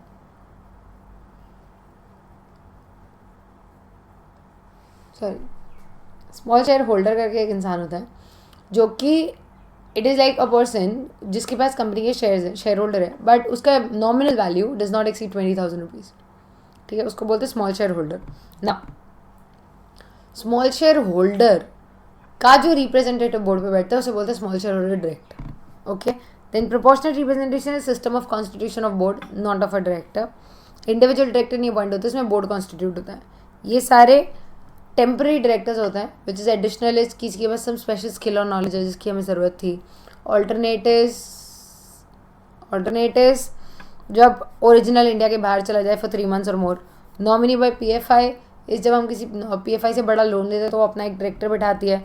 एंड कैजुअल वैकेंसी जब कोई डायरेक्टर टर्म खत्म होने से पहले चले जाए तो उसकी जगह जो आता है is called casual vacancy, and this is central government की मर्जी. ओके, सो ना जस्ट मूविंग अहेड विथ क्या क्या है. ओके, सबसे पहले 151 for in our order if you go, so हम 150 कर चुके हैं. Small share holder director, see understand, small share holder is somebody जिसका nominal value will not exceed 20,000 rupees है. ठीक है, nominal value of shares. And इनके ऐसे होल्डर को बोलते हैं स्मॉल शेयर होल्डर और इसके रिप्रेजेंटेटिव को बोलते हैं स्मॉल शेयर होल्डर डायरेक्टर. ठीक है, सबसे पहले स्मॉल शेयर होल्डर वाला section is only and only for a listed company. So now firstly small share holder director, the best thing and the most important thing to remember is this section applies only and only to a listed company. ठीक है, अब listed company में either suo motu और on application, या तो खुद से या फिर on application from small share holders they can appoint small share holder director. Suo motu है तो कोई स्टोरी ही नहीं है, बट हाँ ऑन एप्लीकेशन अगर आप अपॉइंट कर रहे हो तो फिर you need minimum 1,000 small share holders और 1/10 of your total small share holders which ever is low. इतना एप्लीकेशन आएगा तो यू विल अपॉइंट. ठीक है, अब this is ICAI super loves this particular section. I tell you why. Small share holder director का section कैसा है ना, इसमें बहुत बार you have to write small share holder director, ये वर्ड्स बार बार लिखने पड़ेंगे. ना if let's say in the whole answer you going to write small share holder और small share holder director, let's say you going to write this approximately 7 times. Example, answer में 7 बार लिखना पड़ा तो 7 में से आई कैन गारंटी यू 5 बार तो मस्त लिखोगे, बट 2 बार ना तुम स्मॉल शेयर होल्डर में से स्मॉल लिखना भूल जाते हो, which is a normal case. There are so many papers you seen and you don't even realise कि तुम लिखना भूल गए हो. ठीक है, अब जैसे ही तुमने इसमें से स्मॉल गायब किया, इफ यू अंडरस्टैंड, पूरे आंसर का मीनिंग चेंज हो रहा है, because minimum requisition has to come from 1,000 small share holders. Share holder सारे होते हैं कंपनी के, स्मॉल शेयर होल्डर वो 20,000 के नीचे वाले होते हैं जो कि शायद उतने हो ही ना जितने तुमने लिख दिए. If you right 1,000 share holders, अगर कंपनी के पास शेयर होल्डर्स 1,000 है ही नहीं तो यू गेटिंग द पॉइंट. या फिर if they say if you happen to write 1/10 of the total small share holders, उसकी जगह स्मॉल गायब कर दिया, 1/10 of the total share holder, शायद उतने स्मॉल शेयर होल्डर्स ही ना हो. So what happens is one time at least in the whole thing you will forget to write this, and as soon as you do that marks काटने का scope जाग जाता है. So ICAI does not ask it so many times because oh हो ये बड़ा important है. No यार, ये बेस्ट जगह है आपके मार्क्स काटने की, इसलिए ICAI को मजा आएगा. ठीक है, इसलिए प्लीज़ भी केयरफुल, एक काम ही कर लो. इस आंसर के ऊपर अपनी बुक में बड़े बड़े वर्ड्स में ये लिख लो, do not forget to write the word small in this answer. If you like इतनी स्टूपिड चीज़ मैं क्यों लिखूँ. Do you believe in that visual memory guys? कभी तुम्हारे साथ हुआ है दैट आप पेपर लिख रहे हो, एग्जाम लिखते लिखते तुमने आंख बंद करने लगा, अरे यार ये राइट साइड वाले पेज पे ऊपर कुछ तो लिखा था ऐसा, ये लेफ्ट साइड वाले पेज पे नीचे आता है. अगर तुम्हारे साथ ऐसा कभी नहीं हुआ ना, तो आई थिंक तुम्हें बहुत पढ़ना बाकी है, बट आई एम श्योर एक आध बार तो हुआ होगा IPCC में या कभी ना कभी. सो व्हाट हैपेंस इज ऐसे नोट्स जो होते हैं ना वो कहीं ना कहीं लिखे होते हैं that immediately as soon as तुम्हारे दिमाग में स्मॉल शेयर होल्डर डायरेक्टर का क्वेश्चन घूमेगा ना, ये नोट आपको दिख जाएगा इवन इन द एग्जाम. ठीक है, जस्ट फॉर दैट इंश्योर कि आप थोड़ा सा एफर्ट डाल के ना ट्राई दैट आप इसको याद कर लो. ठीक है, so for now small share holder director, सबसे पहले it is required only by listed company, this is applicable only for a listed company. Second thing is manner of appointment, as I told you, या तो suo motu या फिर on application. Okay, कितने application चाहिए, 1000 और 1/10 whichever is lower. Then this notice is to be given to the company at least 14 days in advance, ये जो अगर आप एप्लीकेशन कर रहे हो तो. ओके, ना प्लीज अंडरस्टैंड, यहाँ पे ना एक बहुत बड़ा ट्विस्ट है. इस क्वेश्चन का सबसे इंपॉर्टेंट पार्ट ये ट्विस्ट है.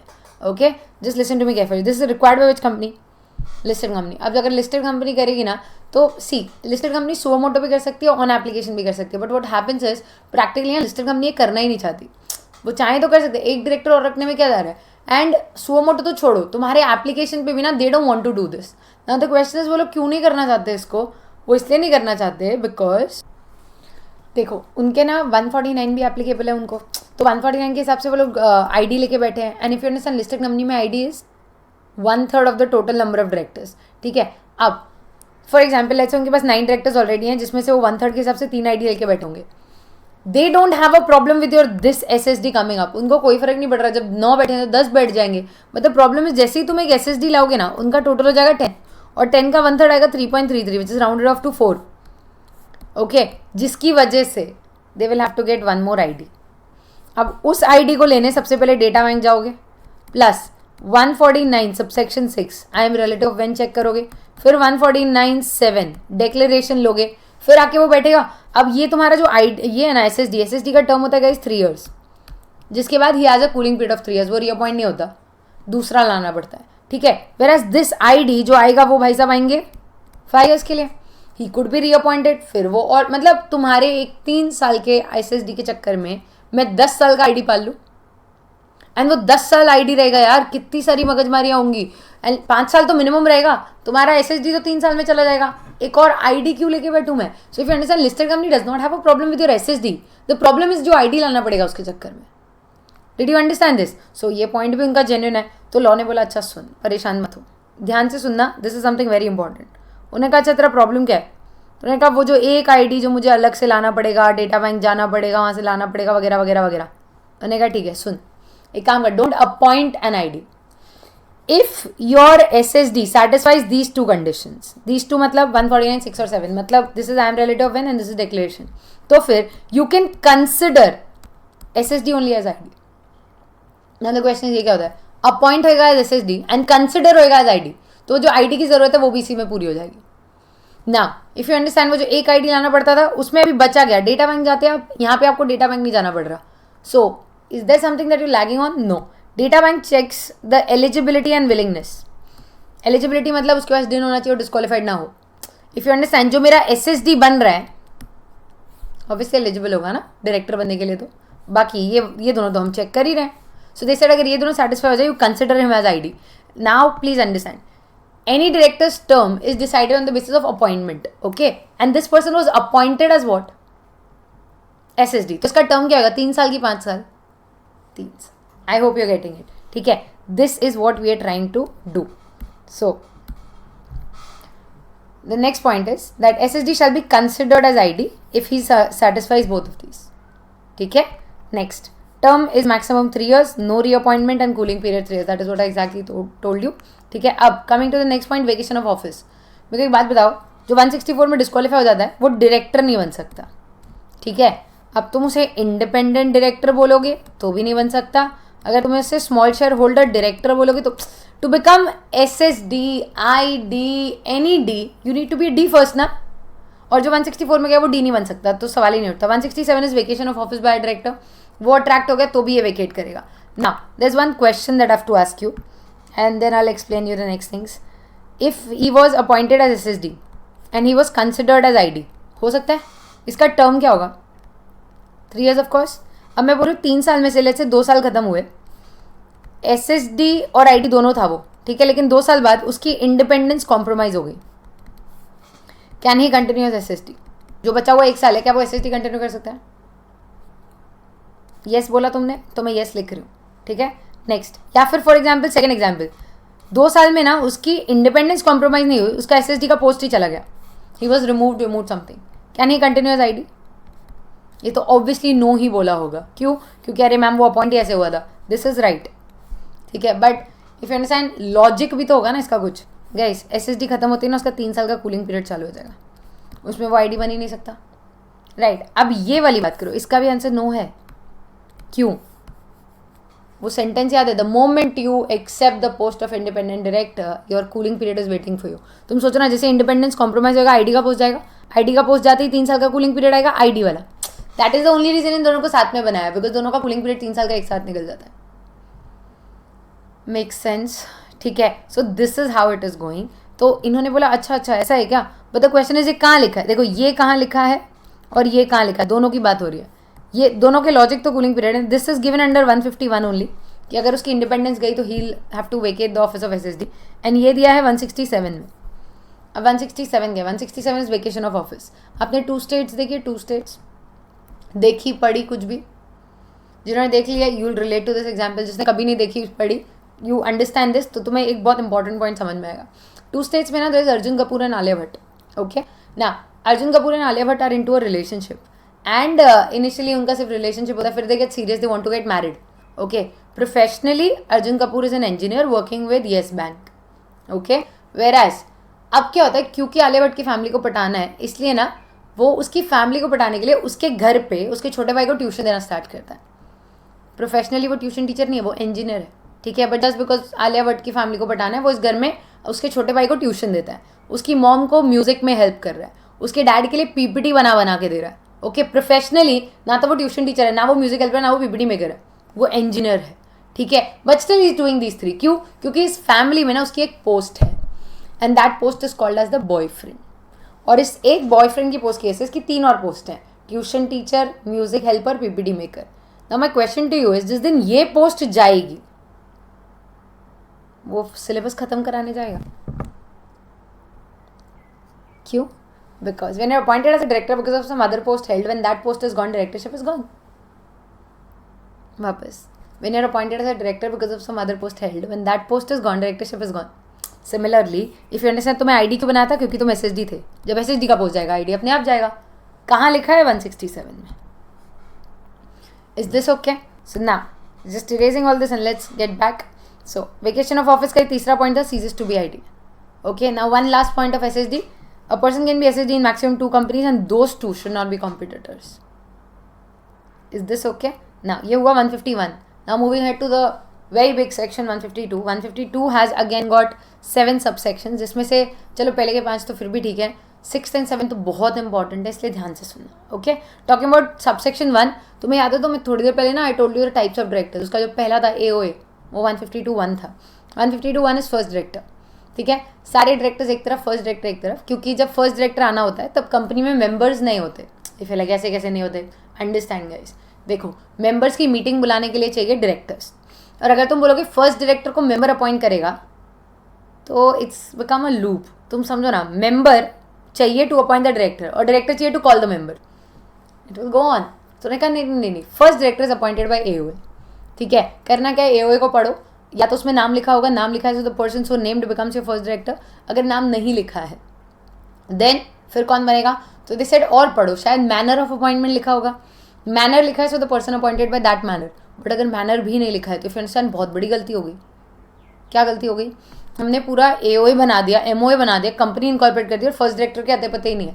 तो फिर अंडरस्टैंड ये गलती किससे हुई है? जिसने AOA बनाया, AOA ड्राफ्ट किसने किया था कंपनी बनने से पहले? प्रमोटर्स ने. अब प्रमोटर तो नहीं रहते, कंपनी इनकॉर्पोरेट होने के बाद प्रमोटर्स का अस्तित्व खत्म हो जाता है बिकॉज कंपनी इज इनकॉर्पोरेटेड. लेकिन वही प्रमोटर कंपनी में किसी और नाम से होते हैं. किस नाम से? Subscribers to MOA. तो पनिश द कल्प्रिट. अगर कुछ भी नहीं है so all the subscribers to MOA are deemed to be first director till first AGM.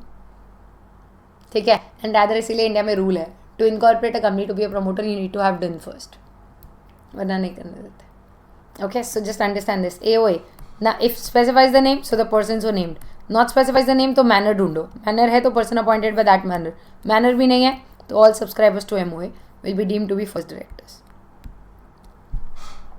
Make sense? ठीक है, ये हुआ सबसेक्शन 1. अब आते हैं सबसेक्शन 2. ये जनरल है. 2, 3, 4 जनरल है, 5 थोड़ा काम का है, 6 और 7 बहुत इंपॉर्टेंट है. सुन लो. डू यू नो डायरेक्टर्स कहाँ अपॉइंट होते हैं नॉर्मली? AGM पे. कहाँ लिखा है? वो यहाँ लिखा है. 152(2) में normally every director is appointed GM. Is this okay? ना मूविंग अहेड. 152(3) इज डिन. डायरेक्टर बनने के लिए आपके पास डिन होना चाहिए. A person shall not be appointed unless he has डिन. ओके, अब ये जो है ये अमेंडमेंट है. इट्स लाइक ओहो अमेंडमेंट, हमारी आंखें बड़ी हो गई. बट प्लीज अंडरस्टैंड, ये अमेंडमेंट ऐसा है, याद रखना कोई कष्ट नहीं है. बट अगर तुमने लिखा इट विल लुक लाइक ओहो क्या अपडेटेड आंसर लिखा है इसने. ठीक है, व्हाट एग्जैक्टली इज दिस? अब तक ना इंडिया में डायरेक्टर्स आइडेंटिफिकेशन नंबर होता है डिन. ओके ना, इंडिया के बाहर हर कंट्री का अपना अपना way of identifying a director है ना. We are trying to reach a global platform जहाँ पे एक नंबर होगा for all the countries, universally acceptable. But वो नंबर अभी बना नहीं, बनेगा. लेकिन उसके लिए हमने अपने प्रोविजन में जगह बना दी. हमने कहा डिन को छोड़ के any other number specified by CG भी मान्य होगा. I mean it will be valid. Okay, the number is not yet prescribe but we have said DIN और any other number as prescribed under 153. 153 में ही लिखा है. Is this okay?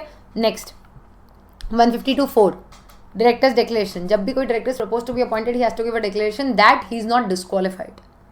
डिस्क्वालिफाइड 164 वाला. ठीक है, नेक्स्ट अब आते हैं सबसेक्शन 5 पे. कंसेंट, ये बड़ा इंपॉर्टेंट है. मुझे एक बात बताओ, जस्ट बिकॉज तुम किसी को अपना बनाना चाहते हो डायरेक्टर, जस्ट बिकॉज तुम किसी को अपना बनाना चाहते हो ज़रूरी तो नहीं वो भी तुम्हारा बनना चाहे डायरेक्टर. ठीक है, तो फिर एक प्रपोजल और एक्सेप्टेंस का सिस्टम होता है. ऐसा तो नहीं होता ना उससे पूछोगे नहीं और सीधा कार्ड छपवा दोगे. Visiting cards. ठीक है, तुम समझ रहे हो ना क्या बोल रही हूँ? वही बोल रही हूँ. So if you understand, consent बड़ी इंपॉर्टेंट चीज़ होती है यार, बिकॉज तुम उस पर जो जिम्मेदारी डाल रहे हो वो अगला लेना भी चाहता है क्या? कंपनी की. ठीक है, सो इसलिए होती है consent requirement. The director before being appointed has to file his consent. ठीक है, जो वो कंसेंट कंपनी को देगा, कंपनी वो कंसेंट ROC को देगी. Is this okay? So person appointed as director shall not act unless he is given his consent to hold the office and this consent has also be filed with the registrar within 30 days. Okay, but this does not apply to directors of government company appointed by CGSG and Section 8 companies. And रही बात IFSC की, IFSC के लिए ये 60 days है. 30 days जो है ना, ये this become 60 days. Guys please remember, अगर तुम्हें लगता है ना ये एग्जाम्शन जो रेड बॉक्स है वो रेड इसलिए क्योंकि मेरा फेवरेट कलर है, नो, बिकॉज ये वो चीज़ें हैं जो तुम्हारे पूरे क्वेश्चन को बदल के रख सकती हैं. For example if I tell you एक कंपनी है, उसके 9 डायरेक्टर हैं, उनको 7 और अपॉइंट करने हैं, बताओ OR या SR, तो यू स्टार्ट काउंटिंग 15 तक OR, 16th से SR, राइट. लेकिन अगर कंपनी स्टार्टिंग में गवर्नमेंट कंपनी लिखा है तो उसको सेक्शन ही एप्लीकेबल नहीं है, फिर आपका आंसर चेंज हो जाना चाहिए. तो ये जो एग्जेम्पशंस होते हैं ना, ये मस्त होते हैं पूरे क्वेश्चन को बदल के रखने के लिए. क्योंकि क्या होता है, the type of company is always given in the first line guys. Okay, अब उस फर्स्ट लाइन में दी हुई type of company it's given in the first line, very first line. So in an exam का paper when I am reading a particular question, मुझे यही नहीं पता वो कौन से चैप्टर से.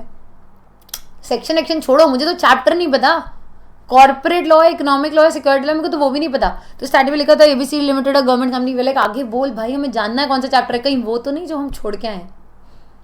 तो उस क्यूरियोसिटी में फर्स्ट लाइन आप मिस कर देते हो, फिर आप आगे जाते हो पता चलता है ओहो ये डायरेक्टर्स का है, ओ मैक्सिमम डायरेक्टर्स का है, ओ SR पूछा है, एंड यू स्टार्ट कैलकुलेटिंग, ऊपर गवर्नमेंट कंपनी लिखा था. तो इसलिए टाइप ऑफ कंपनी दिखाना, you have to get very alert.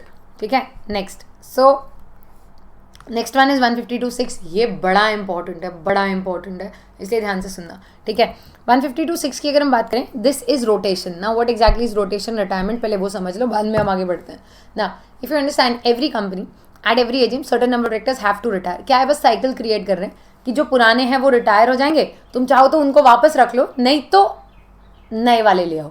तो अब क्या, वो सर्कल में हर पुराना डायरेक्टर जाते जाएगा धीरे धीरे धीरे धीरे करके. ठीक है, तो उन्होंने कहा कि हर एजीएम पे certain number of directors have to retire. So we will like certain number मतलब कितने, तो उन्होंने कहा हम बताएंगे. देख, ये है आपकी total present strength, and please understand guys, strength is not what is allowed by AOA. Strength is what you have. AOA अगर 100 भी अलाउ करता हो, तुम्हारे पास 5 हैं, तो तुम्हारी स्ट्रेंथ तो 5 की हुई ना. ठीक है, so total strength minus N2 and I. N2 and I वो हैं जो इस पूरे को एप्लीकेबल ही नहीं है ये लोग. N2 और I कौन है, नॉमिनी, 2 नॉमिनी होते हैं पता है, nominee by PFI and nominee by CG, ये 2 लोग होते हैं, ठीक है। ये दोनों प्लस ऑब्वियसली आए इंडिपेंडेंट डायरेक्टर, इन लोगों को कर दो माइनस, फिर जो आए इसको बोलते हैं टोटल डायरेक्टर्स। नॉर्मली इस सेक्शन के टोटल डायरेक्टर्स के लिए ही इन लोगों को माइनस किया जाता है, वरना तो अगर तुम देखो जब हमने 15 डायरेक्टर्स की बात की थी तो सबको गिना था। तो इस सेक्शन में टोटल डायरेक्टर्स की डेफिनेशन का मतलब है total strength minus N2 and I is total directors, ठीक है। अब इस टोटल डायरेक्टर्स का मिनिमम 2/3 रोटेशनल होता है एंड 1/3 नॉन रोटेशनल, मतलब बैलेंस नॉन रोटेशनल होता है। ये मस्ट बी थिंकिंग कौन रोटेशनल कौन, आई जस्ट टेल यू। मैंने तुम्हें बोला जो पुराने होते जाएंगे वो जाते जाएंगे और जो नए हैं वो आते जाएंगे, ठीक है। बट ऐसे हर पुराने को निकालना स्टार्ट किया तो ऐसे तो एक दिन हम रिलायंस से अंबानी इसको रिटायर करा देंगे, सबसे पुराने वही हैं, तो इट्स लाइक अब हमारे हवाले वतन साथी हो, डजंट वर्क ना। एंड प्लस कभी कोई MD हो, कोई इंपॉर्टेंट हो, कोई फाउंडर हो, सबको थोड़ी आप ऐसे लाइबल टू रिटायर रख सकते हो कि कोई भी जा सकता है। आई नो जो रिटायर होएगा वो OR से रीअपॉइंट हो सकता है, but if you understand OR पास हुआ तो ना, कुछ लोगों को हम रिस्क पे नहीं डाल सकते। तो हमने उसको बोला भाई लो, ये जो तुम किसी को भी निकालने की बातें करो ना, हमको नहीं चलेगा, कुछ लोग हमारे इंपॉर्टेंट है। तो लॉ ने बोला अच्छा एक काम कर, ये जो तेरे टोटल डायरेक्टर्स है ना, इसमें से इंपॉर्टेंट लोगों को ना इस तरफ रख लो। मैंने कहा अच्छा इंपॉर्टेंट को साइड में रख लूँ, बोले हाँ, और जो नॉट इंपॉर्टेंट है वो मेरे को दे दो रोटेशनल के नाम पे। मैंने कहा रोटेशनल मतलब, बोले रोटेशनल का मतलब कुछ नहीं होता, इन्हीं में से कोई ना कोई जाएगा। जैसे if you seen any reality shows you must have come across that danger zone concept, okay. Danger zone, those of people who are into danger zone, उन्हीं में से कोई ना कोई जाएगा। Is this okay? So this danger zone concept is the main thing, okay. तो जो danger zone है उन्हीं में से कोई ना कोई जाने वाला है, वैसे ही ये आपका डेंजर जोन होगा। तो मैंने कहा ओ उधर उनको रखना है और बाकी मैं अपने इंपॉर्टेंट लोगों को बचा सकती हूँ। उन्होंने कहा हाँ, तो मैंने कहा कि मैंने सबको उठा के इधर रख दिया। मैंने कहा सब इंपॉर्टेंट है, तो दे सेड नहीं बब्बा ऐसे नहीं होता है, कम से कम 2/3 तो मुझे रोटेशनल की साइड चाहिए ही है, जो बैलेंस है सिर्फ वही इंपॉर्टेंट माने जाएंगे। तो now I will be very choosy in selecting people who will not go into rotational, okay. So मैंने कहा अच्छा ठीक है, तो मिनिमम 2/3 यहाँ पे दो, बैलेंस यहाँ रखो, एंड इस 2/3 का राउंडिंग ऑफ होएगा नेक्स्ट नंबर पे। नेक्स्ट नंबर मतलब for example if you understand, चलो राउंडिंग ऑफ बाद में देख लो चाहिए, तो पहले ये खत्म कर ले। तो जो 2/3 आएगा ना रोटेशनल, इसमें से ही 1/3 will retire at every age, और ये रिटायरमेंट होता है गाइस फीफो से। FIFO is first in first out, ठीक है। मतलब एक लेट से एक है 73 ईयर्स का आदमी, एक है 83 ईयर्स का। ये आया था 2014 में, ये आया था 2015 में। मेरे को बताओ पहले कौन जाएगा? This is year of appointment and this is age 73, 83, of course 73। FIFO company में, धरती पे नहीं, धरती पे फीफो हो रहा है नहीं, अपना डिपार्टमेंट नहीं है, ओके हाँ, बट कंपनी में जो पहले आएगा वो पहले जाएगा, okay. So he won't go, this person will go. FIFO is on the basis of appointment. तो लॉ में ना उसको फीफो नहीं बोलते, प्लीज याद रखना, ये इंसान है, स्टॉक नहीं है जिसको उठा के तुम फेंक रहे हो, ठीक है। So how do we call it? We call it those who were appointed first will retire first, या फिर we call it as those who have held office for the longest term will retire first. तो FIFO पे जाएंगे in short. अगर एक से ज़्यादा लोग सेम डेट पे अपॉइंट हुए हैं तो म्यूचुअल अग्रीमेंट और बाय ड्रॉइंग ऑफ लॉट्स से जाएंगे, ठीक है। For now coming back, 1/3 will retire at every age, और बैलेंस कुछ नहीं, ये कंटिन्यू करेंगे, ये ऊपर जाएंगे, अगले साल ये फिर बेचारे इधर आएंगे, और इधर से इधर एक ना एक दिन ये भी जाएंगे। Is this okay? ना just understand, just for that explaining you that rounding off का provision, okay. Now tell me for example, मेरे ना टोटल स्ट्रेंथ है 12 और उसमें से N2 और I 2 हैं। टोटल डायरेक्टर्स कितने? Please pay attention and answer this, otherwise ये नहीं समझेगा, ठीक है। टोटल डायरेक्टर्स कितने? 10, okay.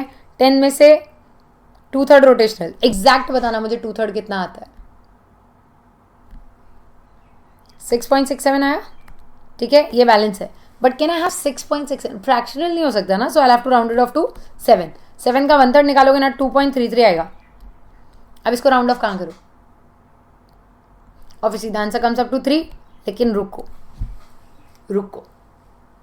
It does not work that way. If you see this is rounding off to the next number, this is to the nearest number. दिखने में similar लगते हैं, बहुत फर्क है इन दोनों में, ओके। नाउ इट्स लाइक क्या फर्क है ma'am? I will tell you. See यहाँ पे क्या है ना, अगर हम एक बंदे को ज़्यादा भी डाल देंगे ना, कुछ नहीं हो रहा है, इज जस्ट रोटेशनल, कहीं जा थोड़ी रहा है, डेंजर जोन में ही तो है। But this person is retiring यार, ये चले जाएगा. एंड इफ लाइक अरे मैम क्या चले जाएगा, OR से अपॉइंट हो सकता है ना, करेक्ट हो सकता है, नहीं हुआ तो वो रिस्क कौन लेगा. ठीक है. सो जस्ट फॉर दैट दिव सेड कि 3 नहीं होगा, इसको 2 करो. तो वी सेड लेकिन 2 करोगे तो 0.33 डायरेक्टर कम जाएगा ना मेरा. So we said right, but 3 करोगे तो 0.67 ज़्यादा भी तो जा रहा है फिर, और ये चले जाएगा यार. तो we said okay let's follow math system 0.5 वाला. तो अगर 2.33 आया this will be rounded off to 2, और अगर 2.67 आया तो this will be rounded off to 3, nearest number and not सीधा नेक्स्ट नंबर. ओके. तो अब इसमें जाएंगे 2 लोग. Is this okay. ना व्हेन वी स्टार्टेड 151 हमने पढ़ा था SSD नॉन रोटेशनल रखेंगे हम, क्योंकि वो रिटायर नहीं होता, उसका पता है कूलिंग पीरियड आ जाएगा 3 साल बाद. तो additional director, if you no additional director is somebody जो शेयर होल्डर्स जो बोर्ड अपॉइंट करता है and his term is only till the next AGM. तो if you understand next AGM में तो वैसे भी जाना है, तो इसको क्यों उधर बिठाओ ना. तो ये इस तरफ रहता है, ऐसा कहीं लिखा नहीं है कि इनको इस तरफ रखना है, बट ये लिखा है कि यहाँ नहीं पहुँच सकते. Now guys just use your brains and tell me one simple thing. अगर कोई इंसान है जो इस टोटल स्ट्रेंथ में तो सब आते हैं, N2 और I में SSD माइनस हुआ क्या, नहीं, मतलब टोटल डायरेक्टर्स में SSD है ना. आप जानते हो वो यहाँ पे बैठा है और आपको ये पता है वो यहाँ नहीं आना चाहिए, चाहे जो हो जाए, ही कांट रिटायर. उसको बचाने का क्या तरीका, क्योंकि यहाँ इफ अंडरस्टैंड यहाँ से यहाँ रोटेशनल से रिटायरिंग में आने का कोई पर्टिकुलर सिस्टम नहीं है. फीफो से आओगे तो जो सबसे पहले अपॉइंट हुआ वो यहाँ आ जाएगा. अब अगर उसको यहाँ से बचाना है तो बेसिकली उसको इधर से बचाना है, और अगर इधर से बचाना है तो एक ही तरीका उसको यहाँ बैठा दो. And that is exactly what we are doing. वो डायरेक्टर ऐसा कहीं नहीं लिखा था these people are non rotational, ये लिखा है they can't retire, and to save them from retiring we have to keep them non rotational only. So इसलिए बस हमारी बुद्धि से हम इसको इस तरफ रखते हैं. कभी कभी उसको यहाँ भी आना पड़ सकता है, we'll see that letter.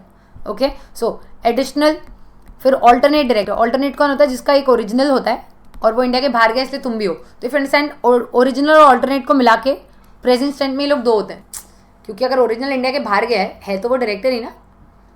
Alternate सिर्फ उसकी जगह पे है, बट ओरिजिनल भी गिना जाएगा टोटल स्ट्रेंथ में. इफ अंडरस्टैंड ओरिजिनल इस टोटल डायरेक्टर्स में भी होगा, प्रोबेबली वो इस तरफ भी जाएगा, शायद वो रिटायर भी होगा. अगर वो रिटायर हुआ और लेट्स से तुमने ऑल्टरनेट को भी इधर ही डाला है, वो भी रिटायर हो गया, तो it will look like 2 post खाली हुई, बट पोस्ट तो एक ही खाली हुई. तो हम ऑल्टरनेट को बोलते तू कहाँ उधर जा रहा है भाई, तू बैठ, तू यहाँ बैठ, और तू चिंता मत कर. अगर ओरिजिनल वहाँ से रिटायर हुआ, you are retiring from year, you will be the only person जो नॉन रोटेशनल से रिटायर हो रहा है. ओके. सो इसलिए ऑल्टरनेट डायरेक्टर को भी वहीं बिठाते हैं. बच जाता है एक ही टाइप का director, casual vacancy. His term is balance term of original director. So if original was rotational he will B rotational, if original was non rotational he will B non rotational. Make sense. एक question पूछू क्या, एक ही, सिर्फ एक. ठीक है, तुम उसका answer they low. So it's done. I am just telling you ASC limited.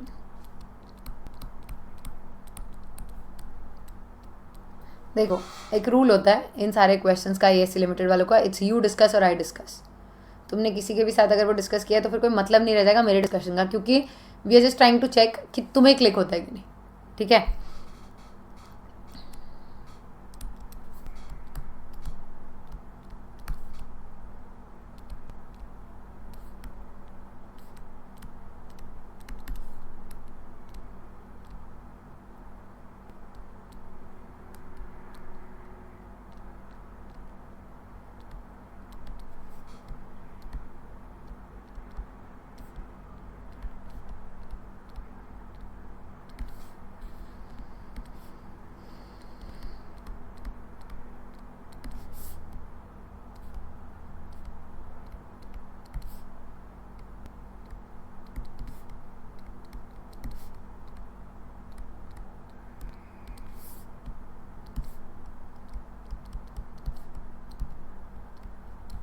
अब सुन लो मुझे क्या चाहिए. आपको ना आंसर में इफ़ यू सी यहाँ पे लिखा decide the number of directors that will retire at next AGM. मुझे ना सिर्फ एक नंबर चाहिए, एक नंबर रिटायरिंग का. You calculate total, you calculate everything, just give me the retiring का नंबर. सोच समझ के आंसर निकालना.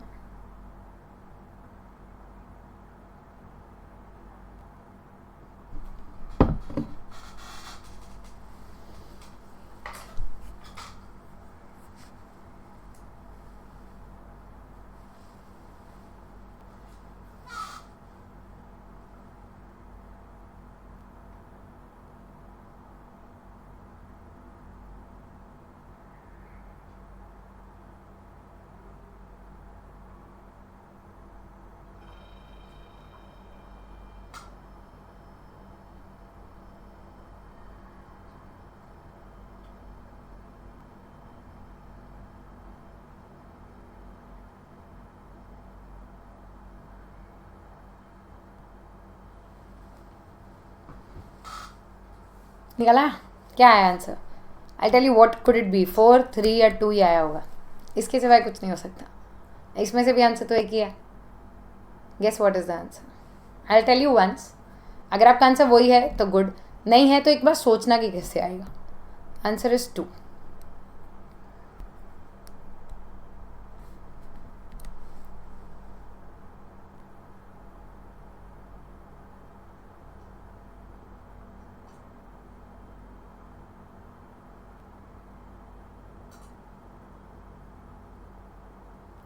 कैसे आया? गाइस समझ लो, हाँ सीए फाइनल में ना हिडन एडजस्टमेंट्स बहुत होते हैं, ठीक है। इफ़ यू सी दिस, ये था यहाँ का हिडन एडजस्टमेंट। इट्स लाइक ये कैसे हिडन एडजस्टमेंट? अगर कंपनी लिस्टेड है तो इसमें 1/3 आईडी हमेशा होंगे, बस ये था क्रक्स ऑफ इट, ठीक है। So if you understand, see this means तुम्हारे टोटल स्ट्रेंथ, पहले तो तुमने स्ट्रेंथ क्या ली, यू कैन टेक 19, 4 खाली है तो 15 is your strength, minus N2 NI, यहाँ पे आईडी दिए नहीं है बट लिस्टेड है तो 1/3 तो आईडी होंगे ना, 149 को गोली मार के थोड़ी आए हम, ठीक है। सो 1/3 के हिसाब से 5 आईडी, तो टोटल डायरेक्टर्स इज 10, इसका 2/3 वो अभी जो हमने किया 6.67 राउंडेड ऑफ टू 7, इसका 1/3 2.33 which will come to 2। Make sense? Okay, आगे बढ़े।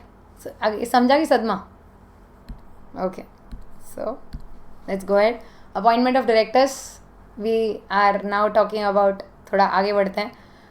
रोटेशन रिटायरमेंट में आपने जो अभी ये चार्ट पढ़ा, this is not applicable to some, ठीक है। So this is not applicable to unlisted government company, amendment है गाइस, बिकॉज पहले ना यहाँ पे अनलिस्टेड गवर्नमेंट कंपनी नहीं था, यहाँ पे ना 100% गवर्नमेंट कंपनी था। अब यहाँ पे है वेदर इट इज़ 100 और no does not matter, it is unlisted government company. ये भी पहले 100% सब्सिडरी ऑफ ए था, अब वो सिर्फ सब्सिडरी ऑफ ए है, and specified IFSC public company. Private को वैसे भी ये सेक्शन एप्लीकेबल ही नहीं है, so it's not that exemption आएगा, वहाँ पे स्टार्टिंग में लिखा होता है every public company these many should retire, okay. So ये वैसे ही प्राइवेट को तो है ही नहीं, ये पब्लिक को ही है, पब्लिक इसीलिए यहाँ पे प्राइवेट नहीं लिखा है, IFSC से पब्लिक लिखा है।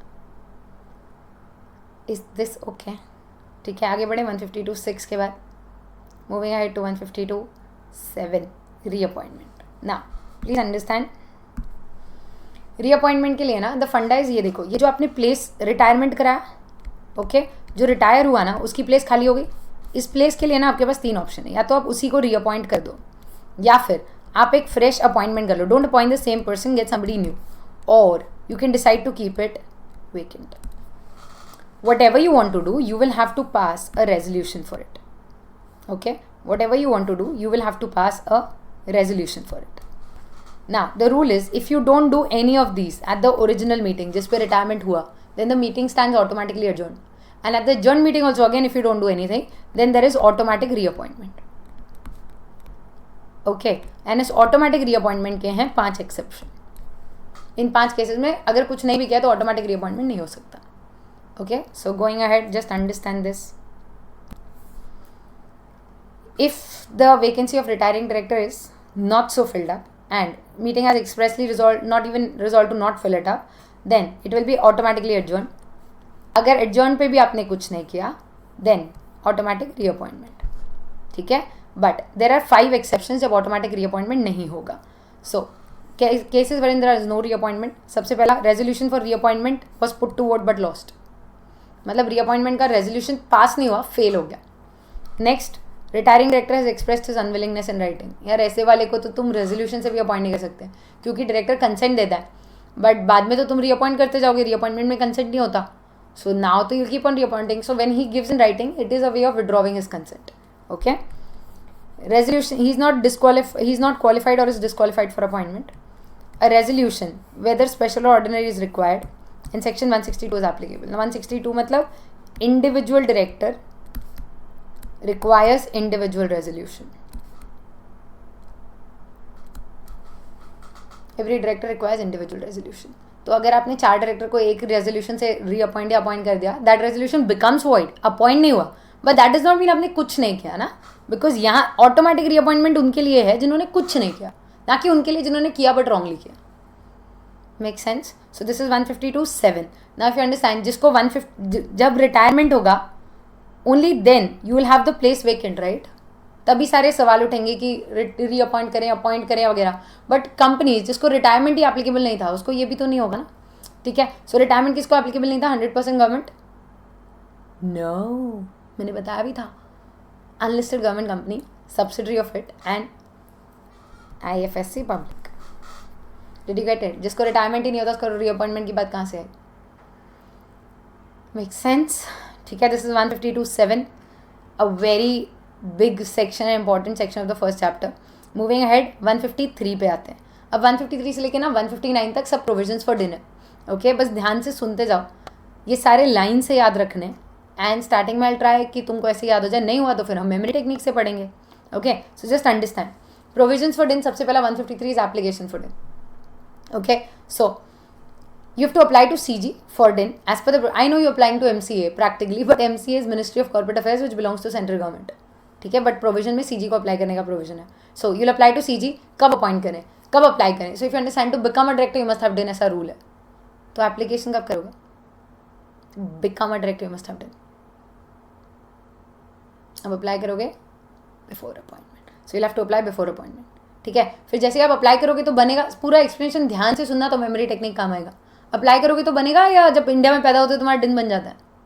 अप्लाई करोगे तो बनेगा, बनेगा तो अलॉट होगा. Allotment happens with in 1 month of application. ठीक है, अब मुझे एक बात बताओ, एक इंसान की कितनी आइडेंटिफिकेशन होती है? एक, लीगली एक.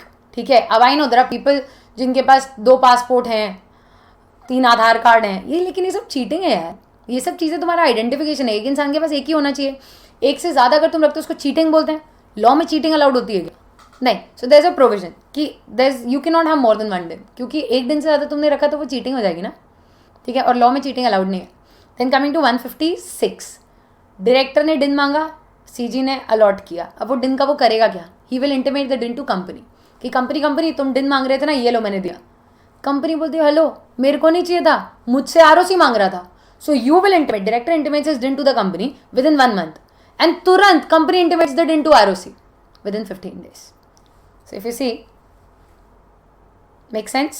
ठीक है, अब now if you understand, common seal तो अब रहा नहीं नए एक्ट में. I hope you know this. Director sign on behalf of company. अब उस डायरेक्टर की एक पर्सनल लाइफ भी है, एक प्रोफेशनल लाइफ भी है.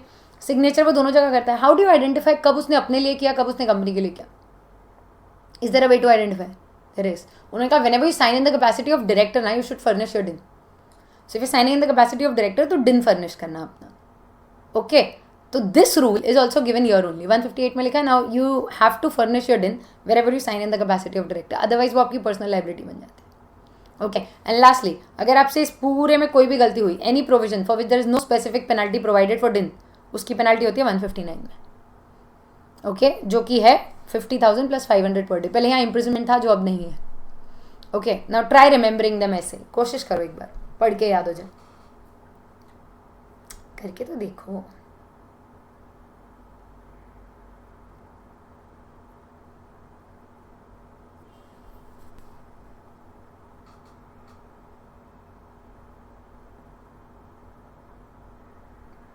अब यहाँ देखो, अब ध्यान से सुनो.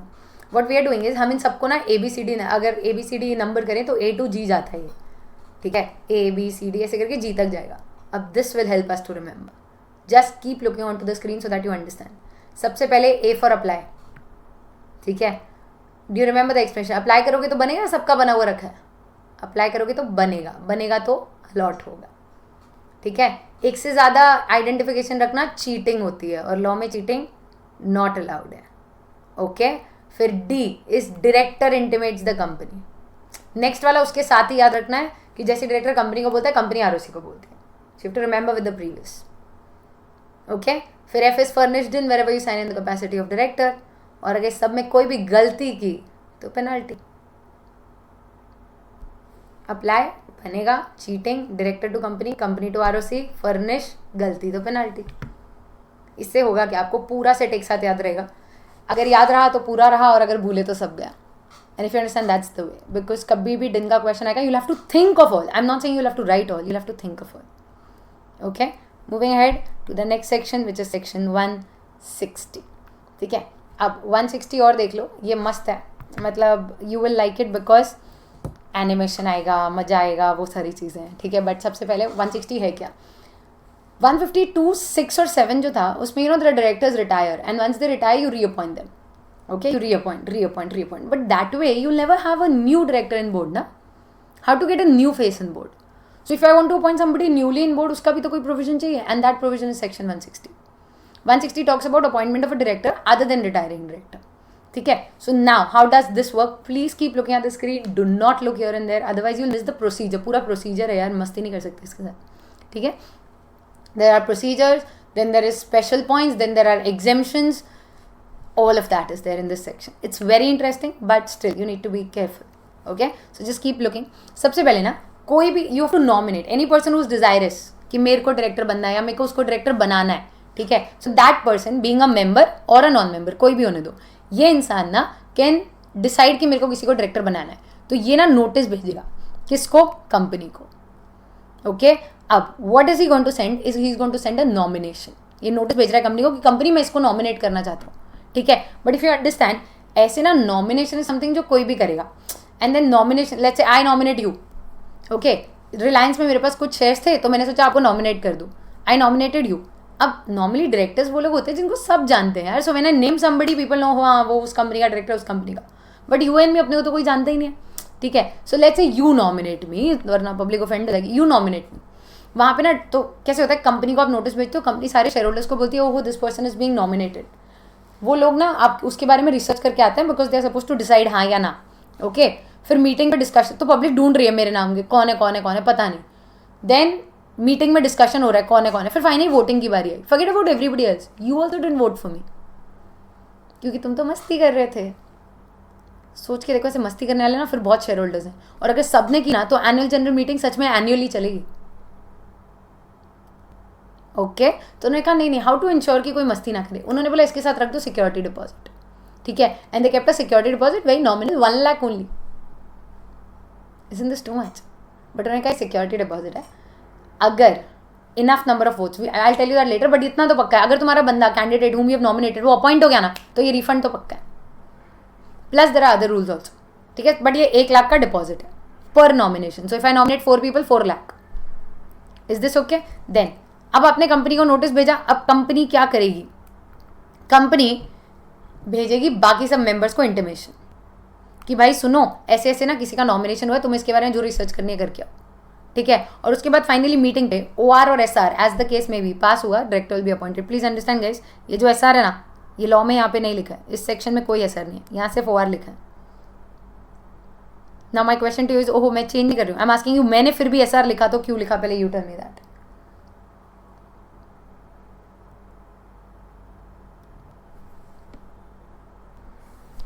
So now I have to tell me why did I write SR? There is no mistake. Law में यहाँ पे SR नहीं है, but I'm still writing SR. You have to think and tell me why. 15 के ज़्यादा हुआ तो ठीक है। सो ये ना हम आदत डाल रहे हैं so that wherever we write appointment OR और SR एज द केस में भी बोलेंगे तो हमेशा याद रहेगा वो 15 के बाद SR चाहिए, ठीक है।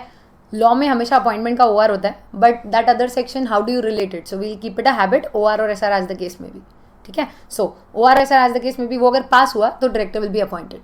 नाउ द क्वेश्चन इज इस 1 लाख का क्या होगा, this 1 lakh if you understand is refundable, security deposit ही तो है, but we just wanted to ensure कि कोई टाइम पास ना करे। Just listen to this sentence carefully ताकि तुम्हें नंबर्स ठीक से याद हो, okay. Just tell me something, if I want to appoint somebody, OR is to be passed, OR means how much votes, majority is how much percentage, 50 is majority, no, 51 he majority होता है, no, so if you understand anything more than 50 is majority, अब ये sentence ध्यान से सुनना, more than 50 पे he'll get appointed, तो अगर उसका हाफ भी मिला you will get your refund। More than 50 का हाफ कितना है 25, मोर देन 25 50 पे अपॉइंट होगा नहीं तो 25 पे रिफंड भी नहीं मिलेगा। Just remember this, more than 25 votes मिला ना 25% वोट्स तो you will get your refund, okay. So the refund का process is refundable if votes receive more than 25। Is this okay? पहले यहाँ तक समझा, अब स्पेशल पॉइंट सुनो। There are 2 special points coming up, एक है NPO के लिए, एक है निधि कंपनी के लिए। These get confusing because they are both ends and you know somehow they confuse. So just remember logically you will not forget anything. सबसे पहले NPO is somebody who does not have to make profits. Okay? वो profit से इतना डरते कि profit and loss नहीं बनाते यार, वो रिसीट एंड पेमेंट बनाते हैं। उसमें आ भी गया प्रॉफिट तो उसको सरप्लस बुलाते हैं, ठीक है। सो इनको प्रॉफिट से कोई लेना देना नहीं है, they like voluntary associations majorly. तो ये ना किसी का पैसा रखते नहीं, जस्ट रिमेंबर दिस लॉजिक, किसी का पैसा क्यों रखेंगे। तो इनके केस में if somebody gets less than 25% votes also या 25 also, normally you're not allowed to refund, but in case of NPO, if NPO wants, they may refund. Okay, so section 8 companies, if they want, they may refund. It is not compulsory, क्योंकि वो किसी का पैसा रखते नहीं, लाएंगे 1 लाख ही, but they may refund. On the other hand is somebody called as Nidhi companies. Nidhi companies are saving oriented companies, guys. Please understand. देखो business mind में और saving mind में बहुत फर्क होता है. If a person is into business mind, they don't take risk, they are ready to spend. But savings वाले ना अपने पैसे को रिस्क पे नहीं डालते इतना easily. अब तुम सोचो निधि में, अब द कंपनी जिसका डेफिनेशन ही है the one who is inculcating the habit of savings and thrift amongst its members, ठीक है। उसने सबको सेविंग सिखाया, बंदे ने सेविंग सीखा, उसके बाद 1 लाख रुपए 1 lakh rupees is putting on risk just to appoint somebody, जिसमें अगर 25% नहीं हुआ तो 1 लाख फंड हो जाएगा। Anything which is not refund is fund. 1 lakh का risk to appoint director. If you understand, Nidhi को अगर तुम बोलोगे ना 1 लाख में you can appoint, they will never risk 1 lakh rupees. यार कितना सेविंग करके लाया होगा उसको। So just remember this logic, वो लोग 1 लाख का अगर तुम उनको पावर दोगे भी ना, दे नेवर एक्सरसाइज इट। तो only for Nidhi security deposit is 10,000. Okay, so in case of Nidhi security deposit will be 10,000. Now please don't mix both of them up. Nidhi का डिपॉजिट 10,000 है, रिफंड रूल सेम है, 25 से ज्यादा होगा तो ही रिफंड है. Where as NPO का डिपॉजिट रूल सेम है 1 lakh, refund can be less than 25. Is this okay? ठीक है. एंड प्लीज अंडरस्टैंड, ये जो सिक्योरिटी डिपॉजिट हम मांग रहे हैं is not required in 2 cases. One is ID, because if you understand ID is required by law.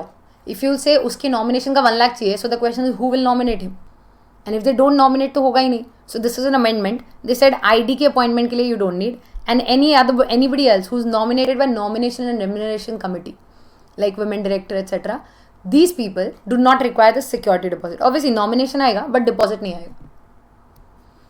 is this okay? ठीक है. अब exemption बाकी है इस section से. other than this nomination, this is about who does not require the deposit, but there are exemption from the whole section. there are 4. these 4 are very helpful. क्यों? क्योंकि यही 4 हर section में आगे 3 2 1 होते जाएंगे.